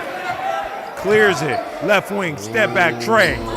Halftime. Go. Welcome to the show, Bijan. Can't be touched. I'm starting to feel like coleslaw. Oh, Is all the Bijan criticism right as I criticized him? Sends it to half. Bijan for Team Philly. In the first half, what are you? Judah's 5 for 10. Didn't even feel like he was shooting that much. He got 13 points. they're just staying with that first game. You know, they go to the line. He's played great defense. It's a New Orleans thing.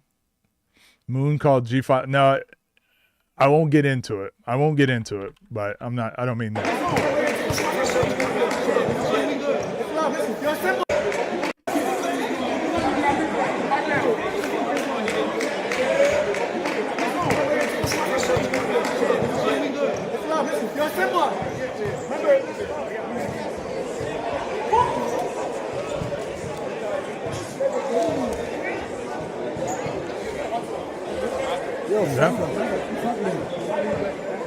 No, I'll watch DMV Tampa tomorrow.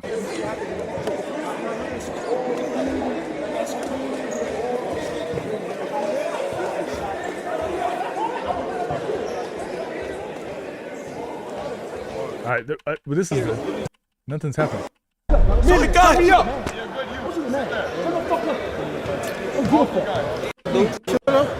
Okay, right. So they help man. It's gonna have to choose between me and him. Swing. Okay. This man step, as soon as he step, Yeah, you already you know all what I'm done, giving him the ball. You know what I'm saying? You going down here, you getting fouls. That's the next level right there. Also, read you the next take- man. The you nigga in take- front of you, you should never have to worry about your handle too good. That's the nigga that you watching to help. Okay. Oh, shots roll, turn around and Right.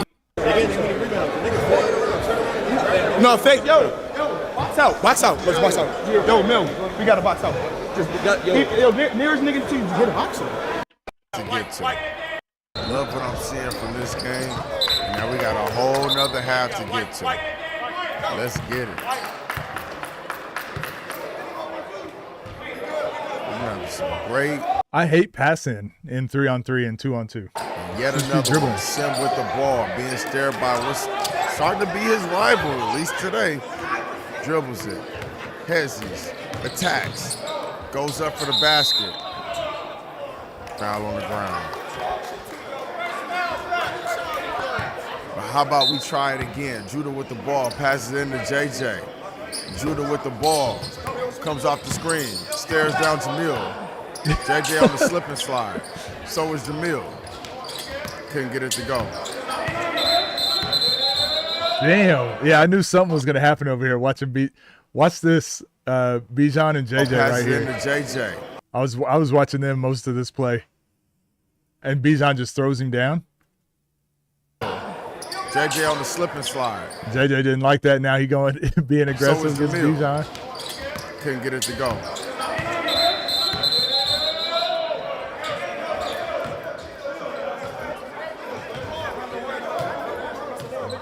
Bijan is letting him know I'm not the one.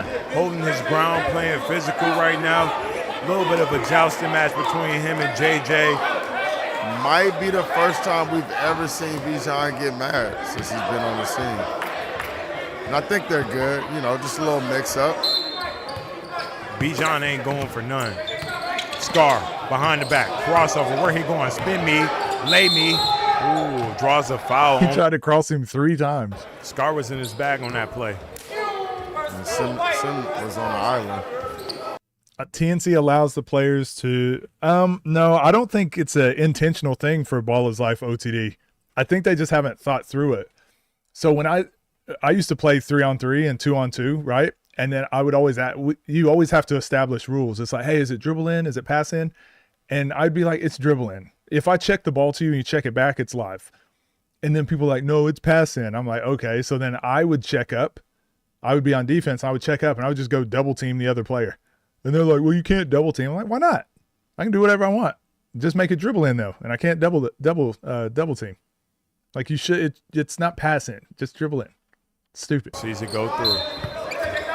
Here we go, Jamil, wide open. Wow. I don't like that call.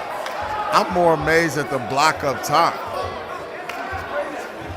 And Judah's not even tripping. No, it was MK calling LP and the other guys that. LP was checking MK for saying that. That's what I was saying. Talk to his big man. MK does that a lot on purpose. LP was checking. Comment who you think that duo is, Scar and Mill. Facts. What are they? I want to know. I got to know. Jamil gets the free throw. Stop, Bijan. 3-point ball game. Scar working out against Judah. I don't know how I feel about this one. Scar, look to the inside. Go, Scar, go. Spin move, step back, jumper. Oh, he had he had the angle 4 times. Defender and Judah. It was like the same move that he did on Simeon, and it worked, but it didn't work against Judah. He still scored it. Bijan, Trey ball. They woke that man up. Is Bijan freaky B? Yes, he is. 9-point ball game. It's getting ugly. Will I ever react to Flight? I have. With a couple of handles. I already have. Working out down low, taking his time. Judah is harassing him. That's a big boy. But look at what's happening. Scar gets a bucket, then Bijan gets a bucket, and they give it to Jamil for a turn at it. Everybody gets a turn. They're playing as a team. There we go. Trey ball, Bijan. Finally moving. But even here, like, this is what Steph Curry talked about. This is just such a habit that a lot of players have. Watch Scar. Scar pops open, and he doesn't get it. And so he just goes further and further to half court. He's like, throw it. And it's like, no, there's more stuff you can do. Like, try to get a better option here. So Bijan moves to go set a back screen. And now Bijan, because he set a back screen, pops open to the ball. Gets an open look. Great rebound by JJ. Foul on the play. I like JJ. He don't need all the credit. You know, he don't need all the shine.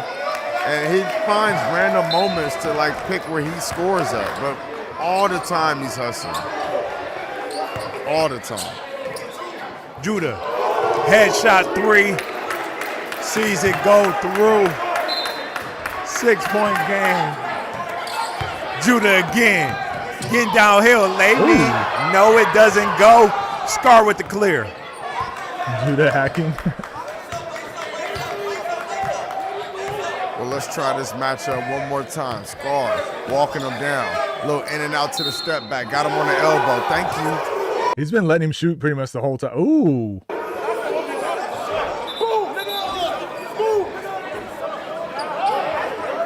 SKN on the mix. Yeah, this game is so...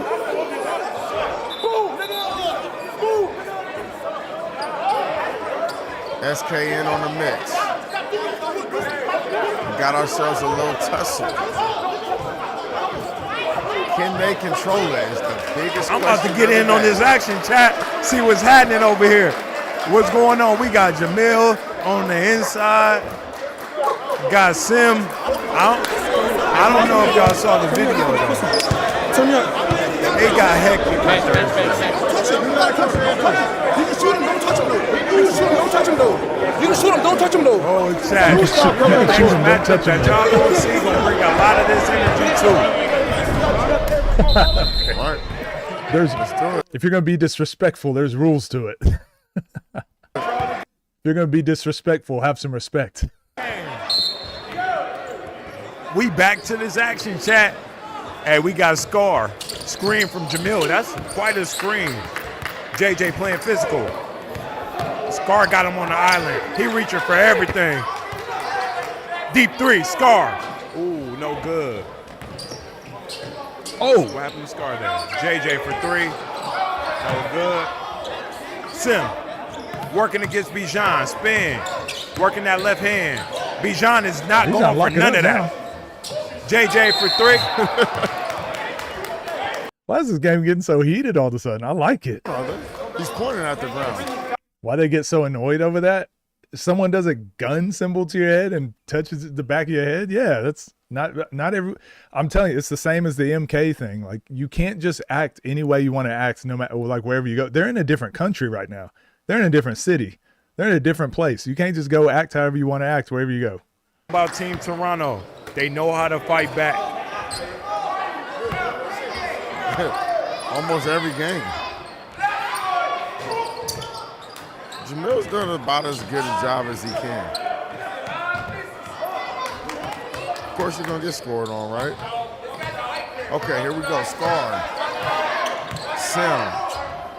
Yet again, another matchup between those two. Jamil, big body, fighting down there against down there. Judah. Out of bounds on the play.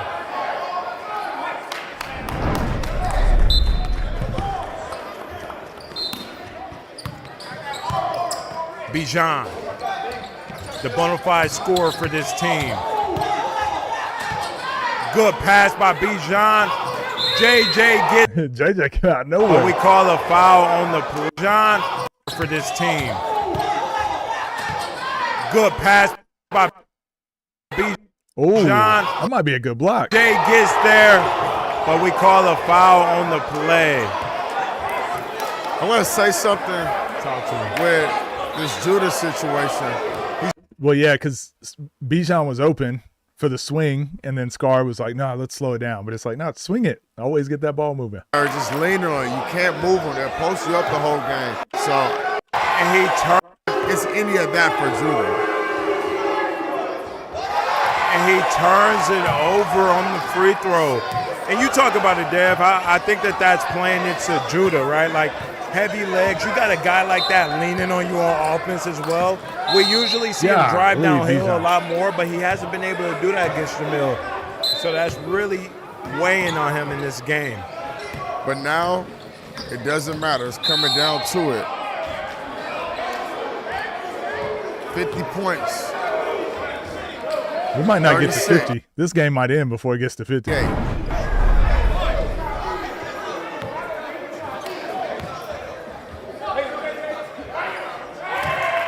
Will Toronto be able to make a comeback, or will Philly be able to keep it steady all the way to 50? Ball inbounds, goes to Judah. He attacks the basket, looks to draw the foul, couldn't get it. Great follow by JJ, doing what JJ does, cleaning up.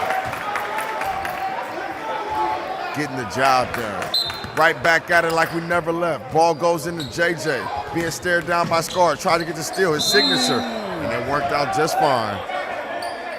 That's one thing Scar will do well. If that handle is not tight, he gonna get to that. Back to ISO ball, eh? Scar ISO taking Judah. his time, surveying the floor, getting downhill. Lay me, no good, but you know Jamil is there. He's a problem. And we are back out of the timeout. Bijan inside to Jamil, attacking. Jamil getting Jamil, a little he is extra killing tip. it. JJ for Trey. Sick. Scar, look away. Lay me, no good. Judah paint protector at 100. Sim likes what he's gonna sees give him- right now, Ooh. trying to go against Jamil.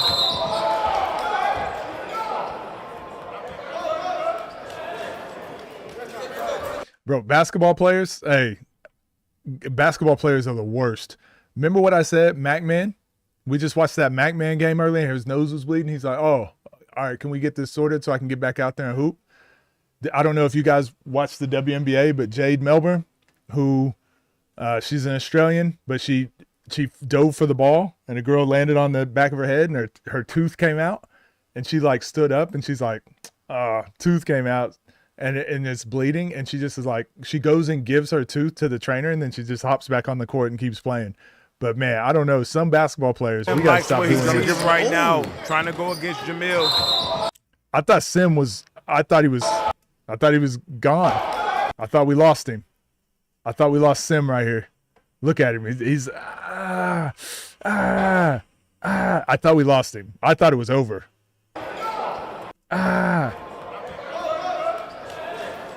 I'm good. That is okay. I'm good. 31-38. What happened? Philadelphia up. Sent to the free throw line. Oh, I didn't even think about Zebo. That's definitely, yeah, Zach Randolph is actually who Jamil remind me of. Turns it over at the free throw line. One thing you never want to do is when you get fouled, walk straight to the She gets a power boost every time she loses a tooth. Yeah. breath, shoot the ball. Bijan.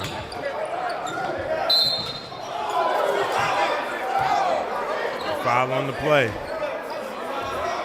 It was the same tooth, too. That's the funny thing. Or whatever. On this scene, I mean, I don't know, but he sold it well.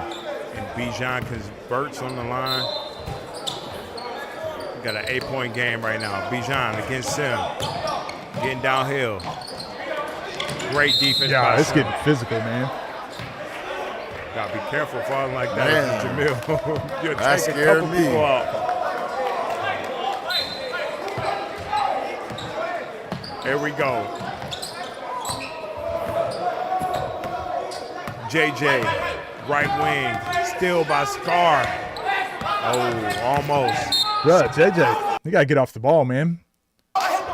This is another habit when you're just for any player out there.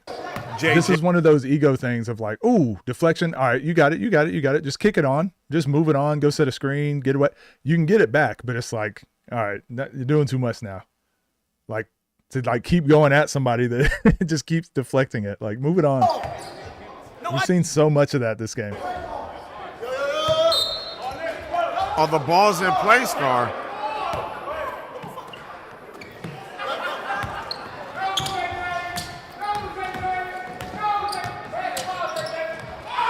JJ with a tough reverse layup. I can't believe he made that. I don't He know like how. reached all the way out around Jamil. He's looking to shoot that. Judah, the Trey shooter. It feels like Toronto's winning. Right now, Toronto is fighting back. Judah, Keep on. will he do it again? Step back, get downhill, foul on the ground. He had him Will he stumbling. do it again? Step back, get downhill, foul on the ground.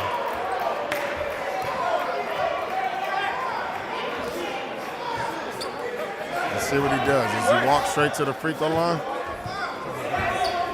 Oh, okay.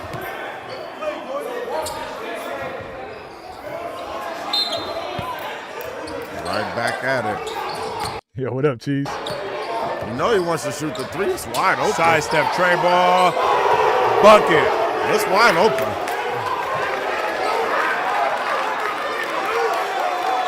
Can you imagine if Judah and Bijan were on the same team in that tag team 1v1? Go ahead, drop a comment. Who y'all think gonna pull this out? Philly, Toronto, Judah, left or right. Pull back against Jamil. Gets downhill, maybe. 2-point lead right now for Team Toronto. Give me Lamar. Timeout on the play. Him and Lamar turn the crowd up in similar ways. For Toronto, I don't want these gonna catch up with you. Don't do it. Stay solid. Stay disciplined, bro. If they running into you, bumping, just let them run into you, bro. Your weight gonna speak for itself. You're not a guard. Remember that. Look, no, look, hold on. Remember, I'm not saying that on some weird shit. I'm saying that is you're playing like you're our size. You feel me? Play like you're bigger. You're bigger than these niggas. Bro, here.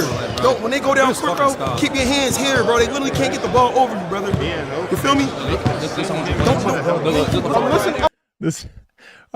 Why they going at Mill? This got nothing to do with Jamil this game. He been playing well. Listen, well, fuck, you good, Scar, you good. Listen, you good,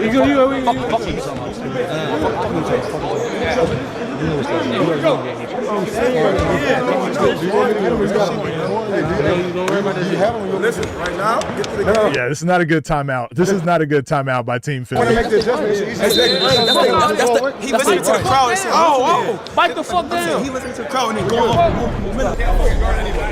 This is not a good timeout for Team Philly. You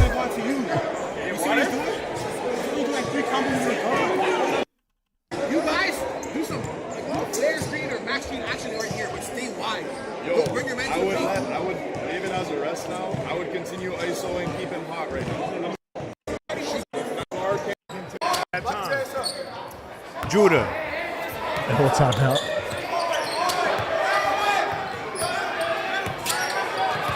Mill pressing up, closing the gap. Good help by Scar. In the gap. Probably a foul, but clean up top. It was clean up top for sure, but Scar coming over, hit him, and then landed on him. He's hurt.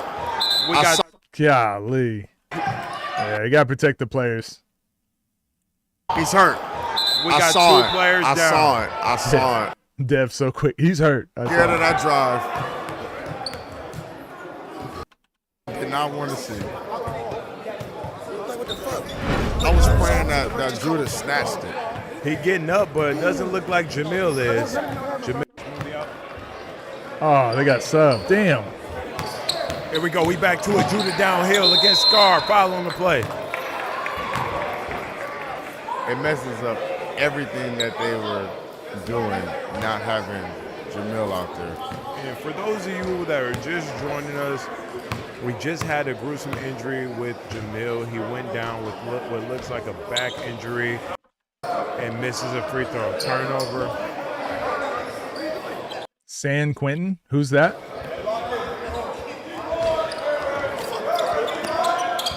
All right. Looks like Bijan. Oh, he's hard. Scar got that two-man game going. Pushes off. Gets downhill. Scar got that two-man game going. Pushes off. Gets downhill. Gets the finish. Bijan and JJ. There's some bad blood there. 41-41. Oh, it's Bino. No way. I told you about to end the game. I told you about to end the game. Hey, I don't know if this is widely known. Bino is one of the craziest trash talkers. Bino. No way. Maybe that's I told you about to end the game. I told you about to end the game. Bino talking the whole time. Big shot.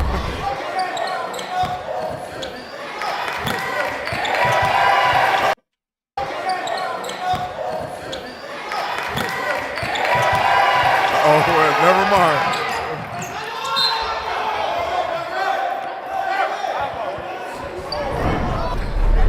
Okay. The energy did not change with Bino out there. It stayed the same. Oh, JJ with a big three-point shot. And they've been going at it for a while now, right, in this series. But it was even before Battleground started, or Proving Ground. JJ's looking to attack him. It was just something about Bino that JJ didn't like. Think Bijan and Robin and 2v2 will work? Yeah, I think it'd be fun. It depends who they're playing, though. On that King of the Court. You were there. Yeah, I was playing against them too. It'd need to be like LP and who? Lat? They was attacking and Bino was talking cash. Gets him up in the air. Go for the dunk. Gets him up in the Bijan made a business decision right here. air. Go for the dunk.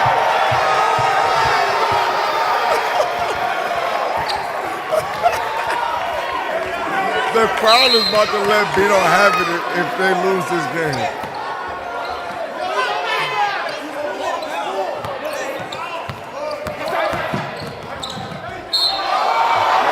JJ to Judah and one. I'm not gonna lie, JJ cooking right now.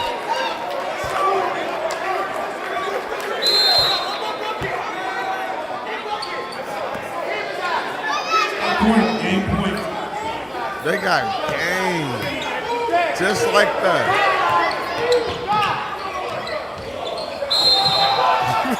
He almost made that too.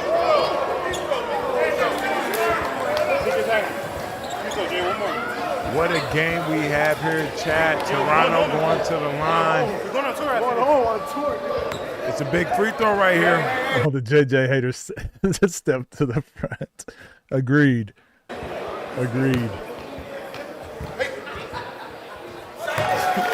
JJ converts. They say not all heroes wear capes. They wear headbands. Get the ball back to JJ. Oh, no. All right, Judah's looking to do it himself. Goes to the basket. And one. Ooh. Judah going to the line to potentially win the game. He's honest. That's the second one.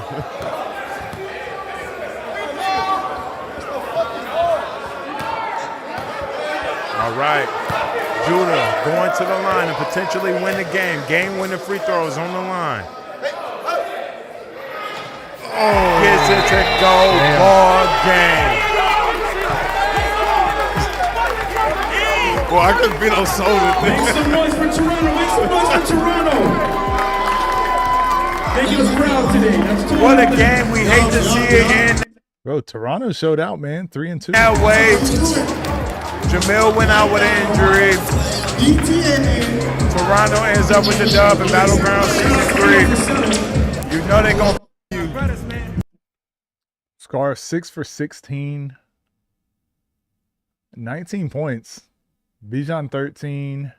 It was just, honestly, it was just the stagnation of the plays. It was just like the ball was not moving. But when it was ball movement, player movement, they looked really, really good. The first person, get a mic to JJ. Jamil had 13.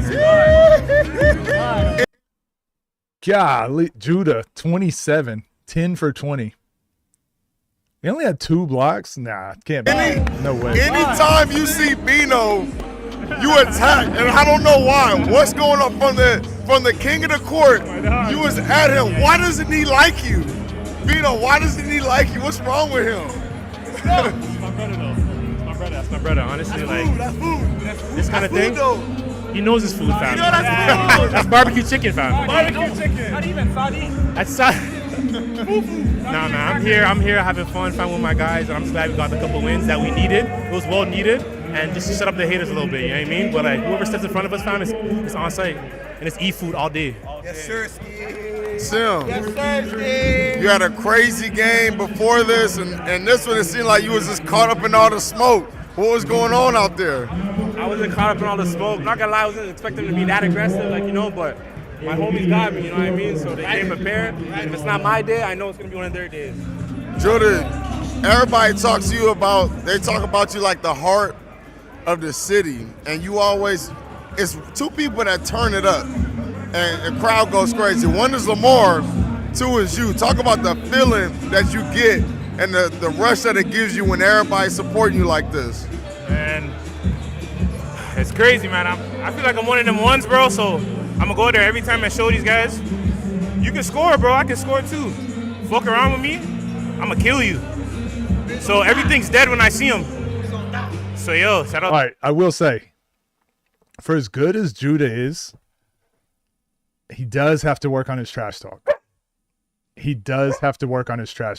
It needs improvement. Toronto, man. We do this. Who would you like to see in a one-on-one if you're ever able to come back to the scene? Yo, I'm gonna be real. Anyone wants to play me, it don't matter. But I want the top guys for sure. Team Toronto gets a dub, another one They are proving that they belong on the scene, but only you guys can vote. Should they come back to the scene? Let me know in the comments. Everybody go vote right now. Hey, good video. That was a fun game. I really enjoyed watching Team Toronto. But yeah, someone, whoever Judah's PR person is, gotta work on that trash talk. Otherwise, we got to see him back on the scene. He's like Brock Lesnar. Yeah. It's your birthday today? Really? Happy 59th birthday. Okay.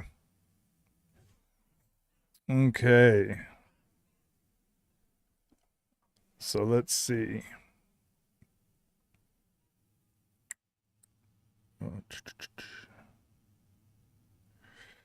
I was just checking messages.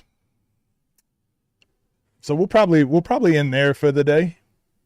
We'll probably end there. That's about 3.5 hours. We'll probably end there. I will stream, like I said, I will stream tomorrow. I mean, we can still chat for a little bit, but I won't do any more videos. I will stream tomorrow, but it's going to have to be later at night. I'll try to stream at maybe 5 p.m. PST. We'll see how that goes. Might do 5 p.m. tomorrow. Shoulder hurts. We're celebrating your birthday. Yes. Ow. Owie. Checking DMs. Ain't no hoes in there, coach. Get out of there. Well, I will say what I did get a nice DM. We might have a good conversation on Thursday for you guys. I might have an interesting interview for you guys on Thursday.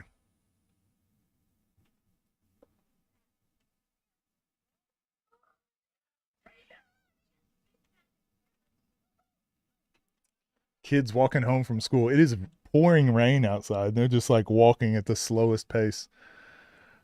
Hire Pep as Judah's man. That's what the scene really needs. Pep representing Judah. SGA or coach mid-range, better pump fake. No, I promise. I have to stream because obviously I'm going to be gone Thursday so I wasn't going to stream on Thursday. See, this is actually the opposite. You guys get an extra stream. I wasn't going to stream at all. But I might have a really good interview that I can't turn down. So Thursday we'll have an interesting conversation for you guys. It's going to be a great one. You won't want to miss it. So we'll do that probably 10 a.m. So maybe an hour earlier than I normally stream. I just saw the message. So probably around 10 a.m. on Thursday, PST. And then that's it. Did I make my review video on OTD Elite? No, we'll do that tomorrow. We'll do that tomorrow at the end of stream. Matter Day 1v1.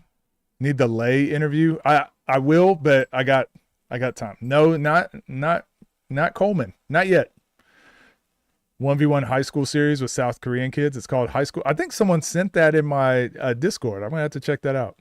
Meech interview. Yeah, I've got a long list of interviews I need to do, but I didn't want to cram any interviews or anything into this week because it's kind of rushed. I need to get a lot of videos done.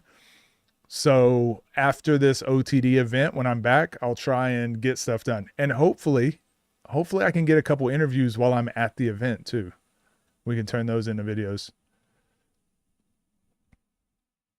Thoughts on Vern? Vern versus Boog? Yes, please. Yes, please. Peter Danielevich, I was going to, but I just don't. It's like a 30-minute video. It's like a 30-minute video. I don't know if do I want to stream for an hour longer breaking down Peter Danielevich? Or do we just do that tomorrow? Trying to decide.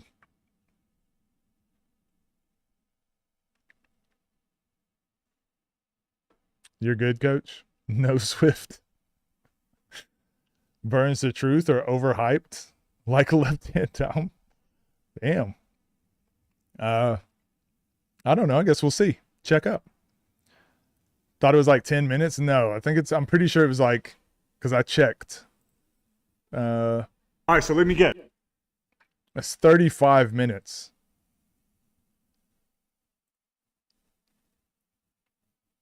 Um, 5 hacks that I use for oh my gosh.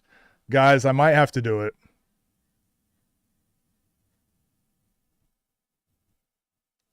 Oh my gosh, this is going to trigger me. This is going to trigger me. Do I just do this tomorrow? Oh my gosh, it's going to trigger me. Why would you do this? Yeah, it's going to trigger me, isn't it? Oh, man. Oh, man. I'm looking at the comments. Yeah. I was going to at the end of stream, but let's do it today. All right. Do y'all want to watch? All right. Chat. Do y'all want to watch me do one more video? Let's get negative. All right. As you know, I hate doing these videos because I just get too triggered. And I think I don't want to be toxic. Okay? Especially because I've not met some of these coaches or people in real life. I'm sure they're good people. But you guys have convinced me. We'll watch it. Okay, we're going to watch Peter Danyliv. Your basketball workouts don't translate to games. Here's 5 reasons why. I will say, though, this is a good concept for a video. It's a great concept for a video. Your basketball workouts why don't your basketball workouts translate to games? This is a good video. It's a good concept for a video, and I'm sure tons of kids have this question. On the outset, I don't have an issue with it. We're going to like and subscribe because that's what we do. Yes, this you right here, yeah? Looking elite in workouts. Bag work, crazy. Making all the shots. But then, this is also you, yeah? Sitting on the bench because you cannot translate what you learn and do in workouts and your training into a real game. So, you literally want this right here, yeah? You want to be able to have copy and paste results and be able to transfer your workouts and your training into a real game and see some actual results. So you know what? Today, I got you, and I'm going to help you to get to that point. No issues so far. No issues. Great concept, great premise for a video.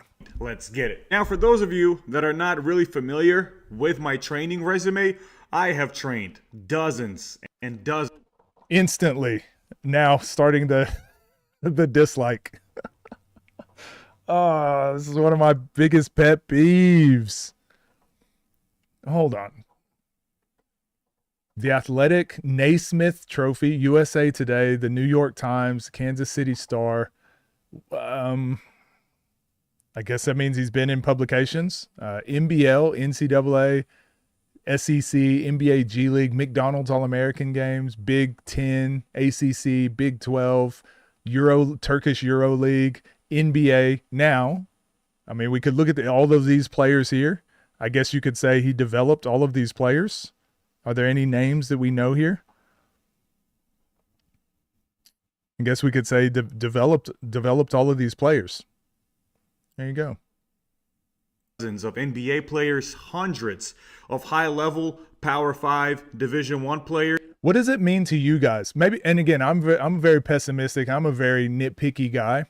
What does this mean to you? Luka Garza, nice. What does it mean to you guys when you see like a trainer that has worked with all these players? Do you see like, ooh, that trainer really knows his stuff? Or do you go, does it make you more confused? This just brings up more questions for me because I'm like, oh, okay, did you run a basketball camp and they happened to be there, or were you rebounding for the like? This just doesn't tell the story for me. I think the coaching should do the talking. You know, you shouldn't have to tell who you've coached and all that. There's men and women, and also hundreds of top-ranked high school players in the nation. You can also read about my work and some. It's called an appeal to authority. So, I coached these people, so I must be good. And I think that is kind of one big issue I have with the industry. One of the biggest publications in America: New York Times, The Athletic, USA Today, Kansas City Star. But if that's not enough for you, let me... I also have I'll say a friend, but I have an associate, someone I know. There's someone I know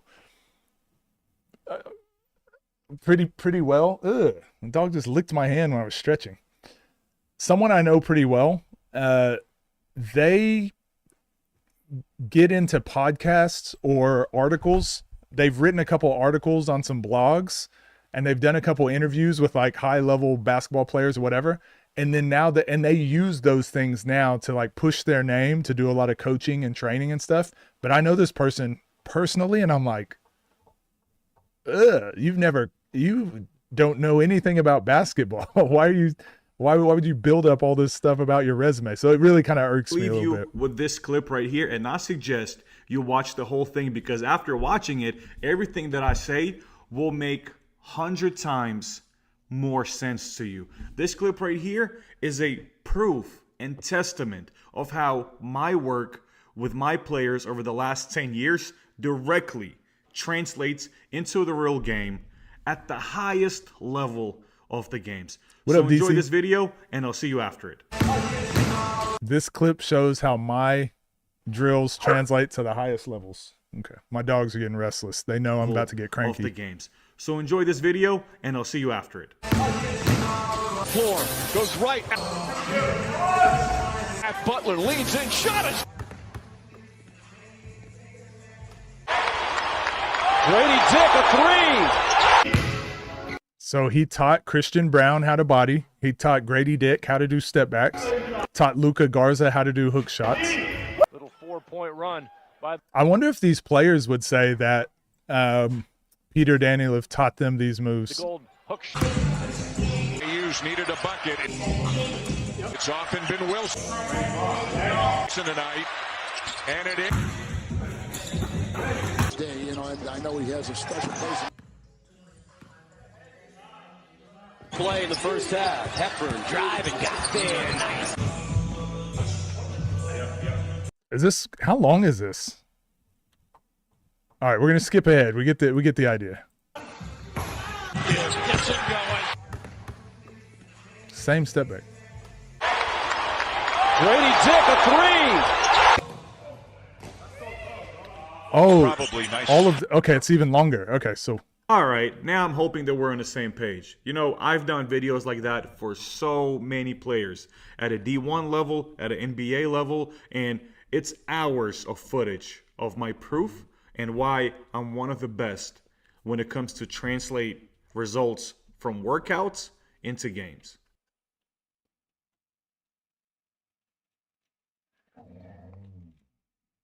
That's one of the best, I guess. So now you may ask, well, Peter, how did you give all these players the exact same results? Did you use the same type of training? Absolutely not. Okay. And I actually broke all of this down into 5 categories. And category number 1 will be understand your role on the team and what coaches want to see from you. Before we get into what types of drills you should be doing or what your workout structure should look like, none of that matters if you have no awareness and no understanding where you are on the totem pole within your team. Okay, so this is a great point. The video should have literally started here at point 1. Talking about who you've been around and who you've coached and all that. I think that's that's just, we don't need that. It's again, appeal to authority. Doesn't mean anything. Showing all of the highlights of these high level players that were high level with or without you, it does nothing. But this right here is a very good point. And this is actually what most people and most players need to focus on. What's your role in your team? This is a very good point. And how your own coaches view you and what they need you for specifically to do on that team. Now, when I was training all of my players, what I did is before I started working with that said player, I would get in contact with their coach, whether it's the head coach, whether it's the assistant coach, and I will ask that coach, be like, Coach, what do you need this player to improve on this offseason? How can I help them? Where are they going to fit in next year on the team? What's going to give them the most playing time? That one conversation right there opens up everything for me as a trainer to see exactly what I need to give that specific player to help them maximize. I agree with this. So if you're a trainer, or if you're a coach, you should always reach out to the other coach. Like, everyone being on the same page, super important. I agree with this. All of their work that they're going to put in with me during that offseason, so that way when they step their foot back on campus, they can be valuable to their team. So if you're struggling to understand what you are on that specific team and what coaches want from you, the first thing that I would do immediately is I would go knock on coach's door in their office and be like, hey, coach, I need to know what you want me to improve on. What do I need to work on in order to give myself I kind of want to, I'll skip it. I agree with this point. else that will be relevant to Let's their go to number development. It two. might not Number be two. relevant with every single player that I've worked. Structure your workouts, drills within your team's offense. Again, completely agree. Primarily college guys and girls and pros is I went on Synergy. And if you don't know what Synergy is, it's the best software to watch all of the film on any player you want in damn near any league in the world. So when I watch Synergy literally breaks down every play type, every time you missed, every time you drove left, every time you drove right, every time you came off. Yeah, so this point, like, I agree with the premise, structure your workouts within your team's offense. I think I think this goes with point one. It goes with point one. Some of the problems, though, with a lot of trainers, and we've spoken about this a lot, they can't, a lot of coaches in general, we saw this with, I think it was a Danny Cooper session, and this player was doing like fadeaway side steps on a baseline fadeaway too. And I think some of the problems with coaching in general is like, no, let's simplify this for this player. Like, that's not a move we should really be focusing on. Just because they shoot it a lot, is there a better way to get buckets, right? Is there a better way to open up to get more catches with a closeout? So maybe we can add some back screens in. Maybe we add some ways that we can run down court early and get some early post touches. There's a bunch of things like that I think a lot of people miss. But the overall hack number one, hack number two, know what your role is and then build your workouts for what your role is. I completely agree with these. 3 and by don't practice moves that you won't use in an actual game. Far. Again, I do think this goes against, I agree with these. I completely agree with these. I think this goes against a lot of the things that I've seen him teach and coach in the past. So I don't know if he's consistent with these values, but I completely agree. I don't know if I'm going to disagree with much in this video other than the beginning part and the most important the meme monster stuff in this whole speech that but I think where my issue is, like I said, with the consistency, if you're willing to post TikToks and shorts and reels, I've spoken to a few of these trainers and they'll be like, oh, I just do that for views. Well, again, you're kind of going against, like, if you're not consistent with what you're posting for views, with what you're also posting to teach and sell in programs, like, you're kind of mixing your morals and your philosophies there. I'm about to give you, work on stuff and practice moves that there is a high chance that you will be able to do them in the game and not get pulled by the coach and go back on the bench. For instance, when I would work with a player like Chucky Hepburn, who was a phenomenal, super skilled guard at Wisconsin and at Louisville after he transferred, and Chucky had a green light. So when I'm working with Chucky, I know that I have much more freedom to give Chucky some extra moves, maybe some combo moves, maybe some step backs and stuff like you see here, because I know Chucky has, 1, an ability to do that, and 2, a green light from the coach to do that. Then I had players like Grady Dick. Grady had a green light, but Grady's game. So yeah, I agree with these points. Work on universal moves. Work on moves you're going to do in a game. Hack number 5. Number 5. Now, this one is where I would say our players have improved the I agree. I agree. Drills, the right work. You try to correlate everything to your team's offense. But then still, when you get into the game, you're not able to translate what you've done in workouts into a real game. Now that, my friend. So I don't disagree with a lot of this. I thought you guys were saying like I was going to be more triggered. This is a lot of like what water is wet type stuff. I agree. I agree with this stuff. I actually don't disagree with this video. I do question how much Peter Danyliv does believe in this philosophy and believes the things he's saying in this video, as opposed to what I've seen him post often in the past. I think this also digs a little bit deeper. I think this is a thing that we've been talking about quite a bit on the channel of, and we spoke about it with Lock Nation. As a coach or as a trainer, how do you balance your ability to make money and market yourself with the ability to do coaching as a full-time job? So I said I was going to get triggered. Yeah, I thought I was, because I really get triggered by his content a lot. But I think this is a good video. I think this is a fine video. My issue is coaching is not a lucrative job. If you get into coaching to make money, you're in it for the wrong reasons. You're likely not going to make money as a coach. Good enough money, right? Most people coaching high school, for example, you're probably going to also have to teach, or you're going to have another full-time job that you do alongside with your coaching. So you shouldn't be doing coaching for money. The problem is there's a lot of online skills trainers, online coaches and whatever that, like, if you want to be a coach and make money full-time, you have to sell products, you have to sell ideas and other things. I'm fortunate that I have been able to turn my coaching into making money, but that's because of YouTube.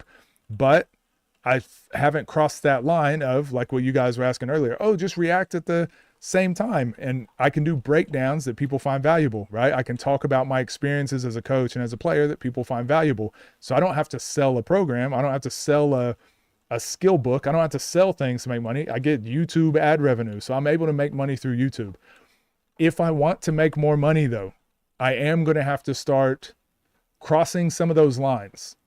And then I no longer become a coach or a basketball trainer or basketball communicator. I start becoming an entertainer, which is okay. And I think people doing that is fine. I think that's fine. But don't sell yourself. Don't book yourself as a coach. Don't book yourself as a skills trainer or whatever, if really what you are at the end of the day is an entertainer, because it misleads a lot of people. So yeah, I think this was a fine video. I don't have an issue with it. I mean, it's 35 minutes and I think it's a lot of,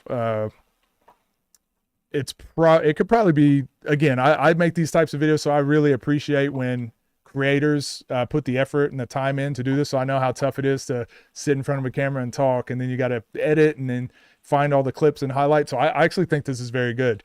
But like I said, at the end of the day, I think it does go against a lot of the content and things he did in the past, which does lead people down the wrong pathways, which I'm vehemently against. Number 5 is basically all I think he was for those D1 players. He just had a shit ton of interns for the guys to always get game-like reps. 100%. And I've said this plenty of times. Danny Cooper is very similar. We'll have a look at this. This is something I was wanting to talk about today, but we'll do it tomorrow. This video popped up, and it's kind of why I feel like why I'm going in so much on each other. This video right here is kind of sums up my feelings in general. We'll watch it. We'll talk about it tomorrow. But Danny Cooper is like, join our community. And so it's just like sell, right?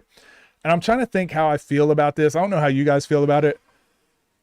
I don't have a problem with coaches selling their ideas as products, right? I don't have a problem, because I do think it's cool, and I do think you should be able to coach for a living.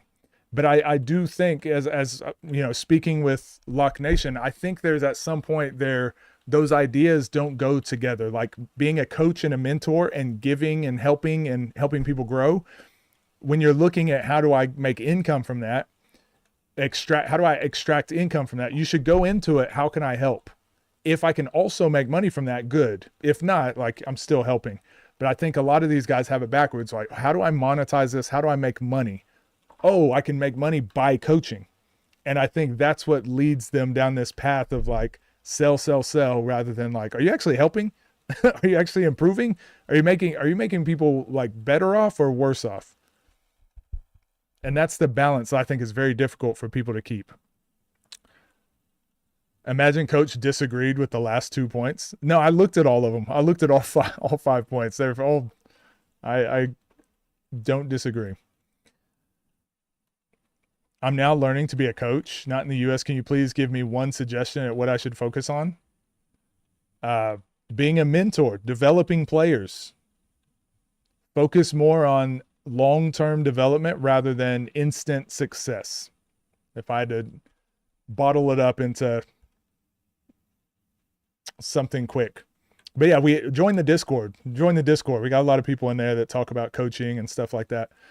But yeah, we'll dive into this deeper, but it's something I've focused on, and I do want to do a video at some point and just talk about the industry and how I just don't think profit extraction is something we should be focusing on when it comes to coaching. Same as teaching.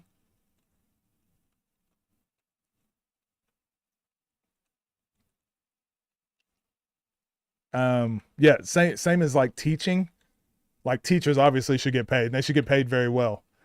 But doing like teaching on the side as like a side hustle and not being certified, like you shouldn't be making a lot. You shouldn't be making more money than the teachers. So it's the same thing here. Skills trainers, online coaches, like shouldn't be making more money than the actual coaches just because we found a way to get a lot of attention and sell products. I don't know. I think it makes the industry worse.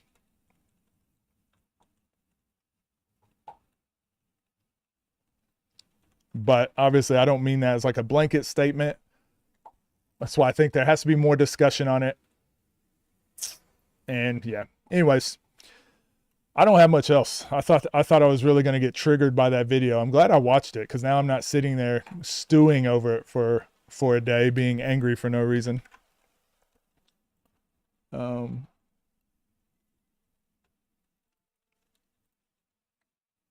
right, chat. Did I miss anything? We're all good. Link to Discord. It's up above. I'll just repost it, I think.